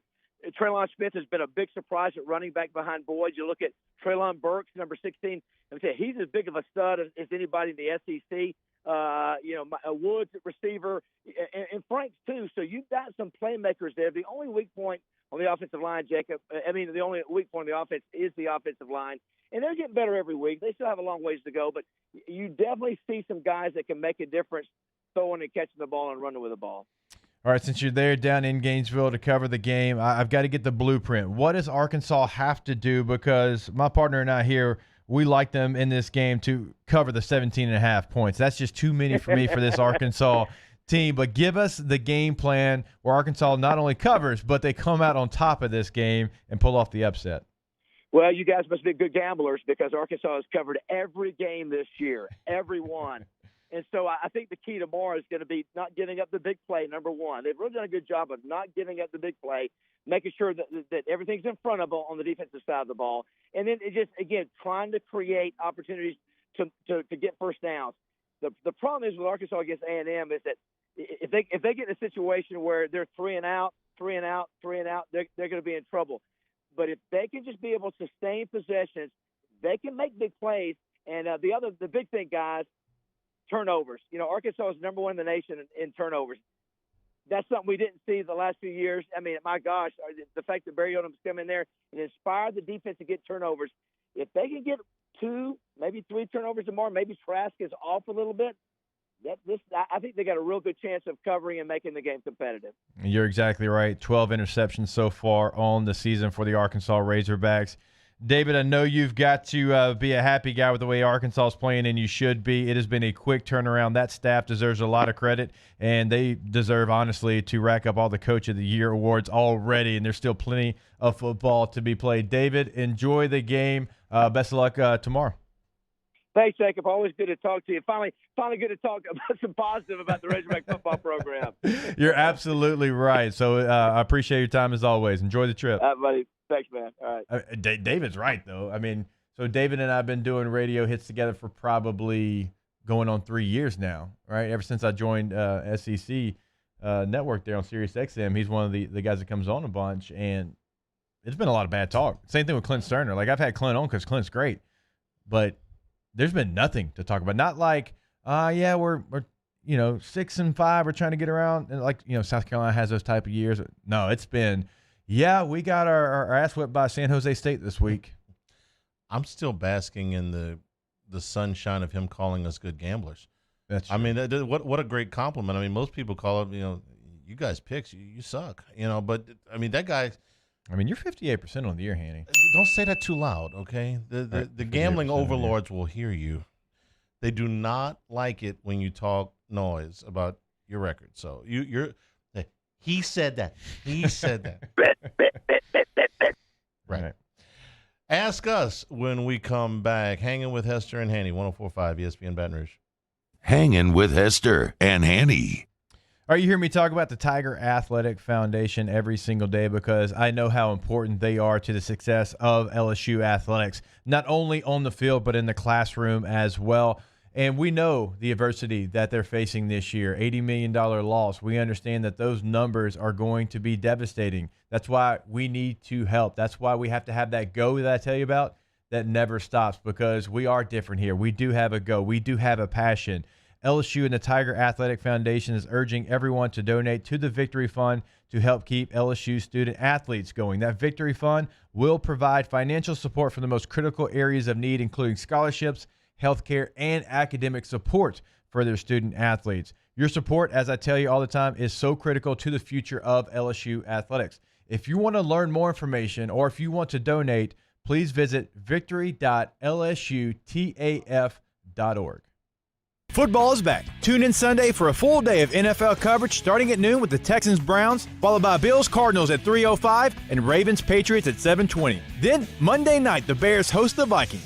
The NFL lives on 104.5 ESPN Baton Rouge. Are you a licensed contractor? There's lots of good contractors in Louisiana doing work the right way, but unfortunately, too many unlicensed contractors are working outside the licensing requirements. Working as a contractor in Louisiana requires a license for the company doing the work. The Louisiana State Licensing Board for Contractors wants to help you get licensed to allow you to conduct work legally. It's not difficult to get the license. We can help you. Go to lacontractor.org for more information. Licensed contractors, it's the law. Hello? What's up, B? What you doing? Chilling at the office working. You? Hanging at the job site. Chilling. Roof's up? Hey, Greg, roof up? Roof's up. Roof's up. Roof's up. Roof's up? Roof's up. Roof's up! Roof's up! Beautiful roof every single time. True. True. Service Mastery Elite create clean, disinfected work environments. As a local business, we take pride in serving the New Orleans and Baton Rouge areas. Our cleaning protocols follow CDC and OSHA standards for healthcare settings, offices, senior living, restaurants, and industrial plants. Contact Service Mastery Elite to get your operation ready for reopening with germ disinfection cleaning. Service Mastery Elite, the trusted choice in professional cleaning since 1996. If I built a van, it would do more than haul. It would carry my entire business. I'd make it available in dozens. Make not thousands of configurations. It would keep an eye on my fleet. And an eye out for danger. If I built a van, I'd make it available in diesel and gas. And I'd build it right here in South Carolina. Introducing the all-new Sprinter, starting at $33,790. Built in the USA. Mercedes-Benz. Vans. Born to run.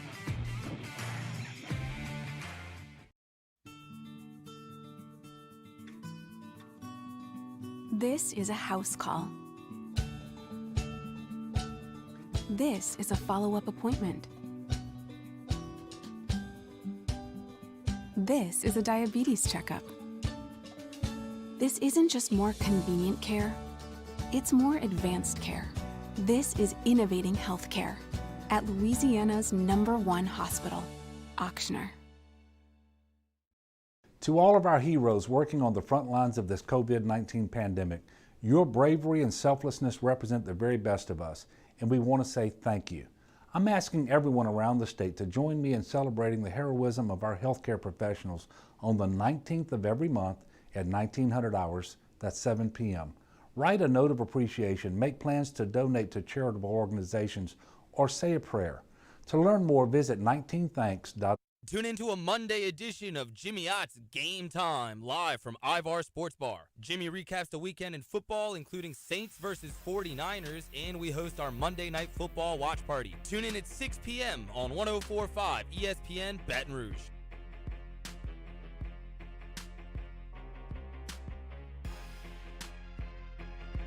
Hangin' with Hester and Hanny on 104.5 ESPN Baton Rouge and 1130 The Tiger.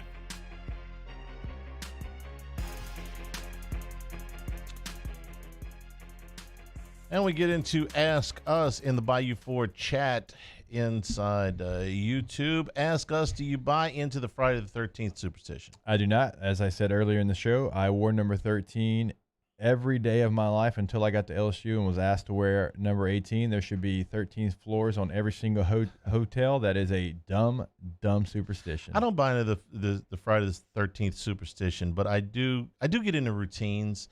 I'm superstitious about some of my routines. I'm not necessarily broken mirrors, walking under ladders, black cats, Friday the 13th. I don't buy into that, but I do get uneasy when my routine gets disrupted. So I guess I'm superstitious about routines. Ask Hanny, is that a Barrett's Barleycorn sweatshirt you're wearing? Yes, it is, because it is one of the warmest things that is in my closet. And so, yes, I keep it in the closet here. Hester calls me Tommy Tough Guy when I try to get through the show without putting it on, and today I made it about halfway. Ask us, since you've been in the media or as a former player, have you ever seen anyone pull the "Do you know who I am" card? Oh yeah. Now that's something you will never hear from me, but yeah, I've seen plenty of guys, especially when I was in the NFL, trying to get into certain places or cut lines. And I'm like, no, they don't know who you are, nor do they care. How big do you have to be to pull the "Do you know who I am" card? Big. Peyton Manning, big. I think if you have to ask them, "Do you know who I am?" then you're not big enough to pull the. fair. See, Peyton Manning has never had to pull because people say, "Hey, do you know don't you know that's Peyton Manning?" I mean, EFM. if you have to say it yourself, then you're probably not big enough to pull the "Do you know who I am" card. When your nickname and when they call you PFM, and I can't say what the F stands for, Yeah, you're a pretty big deal. I understand. Ask us, if the Saints draft a quarterback, realistically, who do you think they draft? I think Kyle Trask. I'm serious. I think he is going to be there. Just listening to Connor and other people, Saints are going to be drafting later in the first round. Hopefully, much later in the first round. And I think he is a guy who's going to fall in that spot, and I think he fits that offense perfectly. DJ Uwe Ongalele. Not eligible just yet. Zach Wilson has moved himself up, I think, well past where the Saints will draft. I don't think he's he's a great quarterback from what we've seen, but I think better system fit would be Kyle Trask. And I'm with you on Trask. If they do take a quarterback, I'm not sure by the time the draft gets here, he won't have moved himself up. I hope the Saints are drafting 32, by the way. Right. Ask us, since there's no LSU game this weekend, what do you guys have planned? I'm watching a lot of football and a lot of golf. Same. Just add, y'all know, a little fishing, and I'm going to get out in the front and backyard. We got some playoffs coming up for some of the flag teams for the boys. My son Jackson. Shout out, by the way, Jackson, if you're in the car from Carpool. Congratulations. First 2 touchdowns of his career last night. They moved him to fullback last week. My man got in the end zone, so did Knox. So the Hester's just scoring touchdowns. Not Dad. Man. Dad's washed up, but yeah, so good for big them. Weekend plan. Carrying on the tradition. Ask us, National Indian Pudding Day. What is that? I have no idea. I do not know what Indian pudding Paul O'Neill is. What do you? I got nothing. Cade? Yeah, no. If Cade and Paul don't know, we sure don't know. We are. All right, spin the wheel. All right. What is something that needs to be modernized? Georgia's offense. All right, you win. I don't know that I can.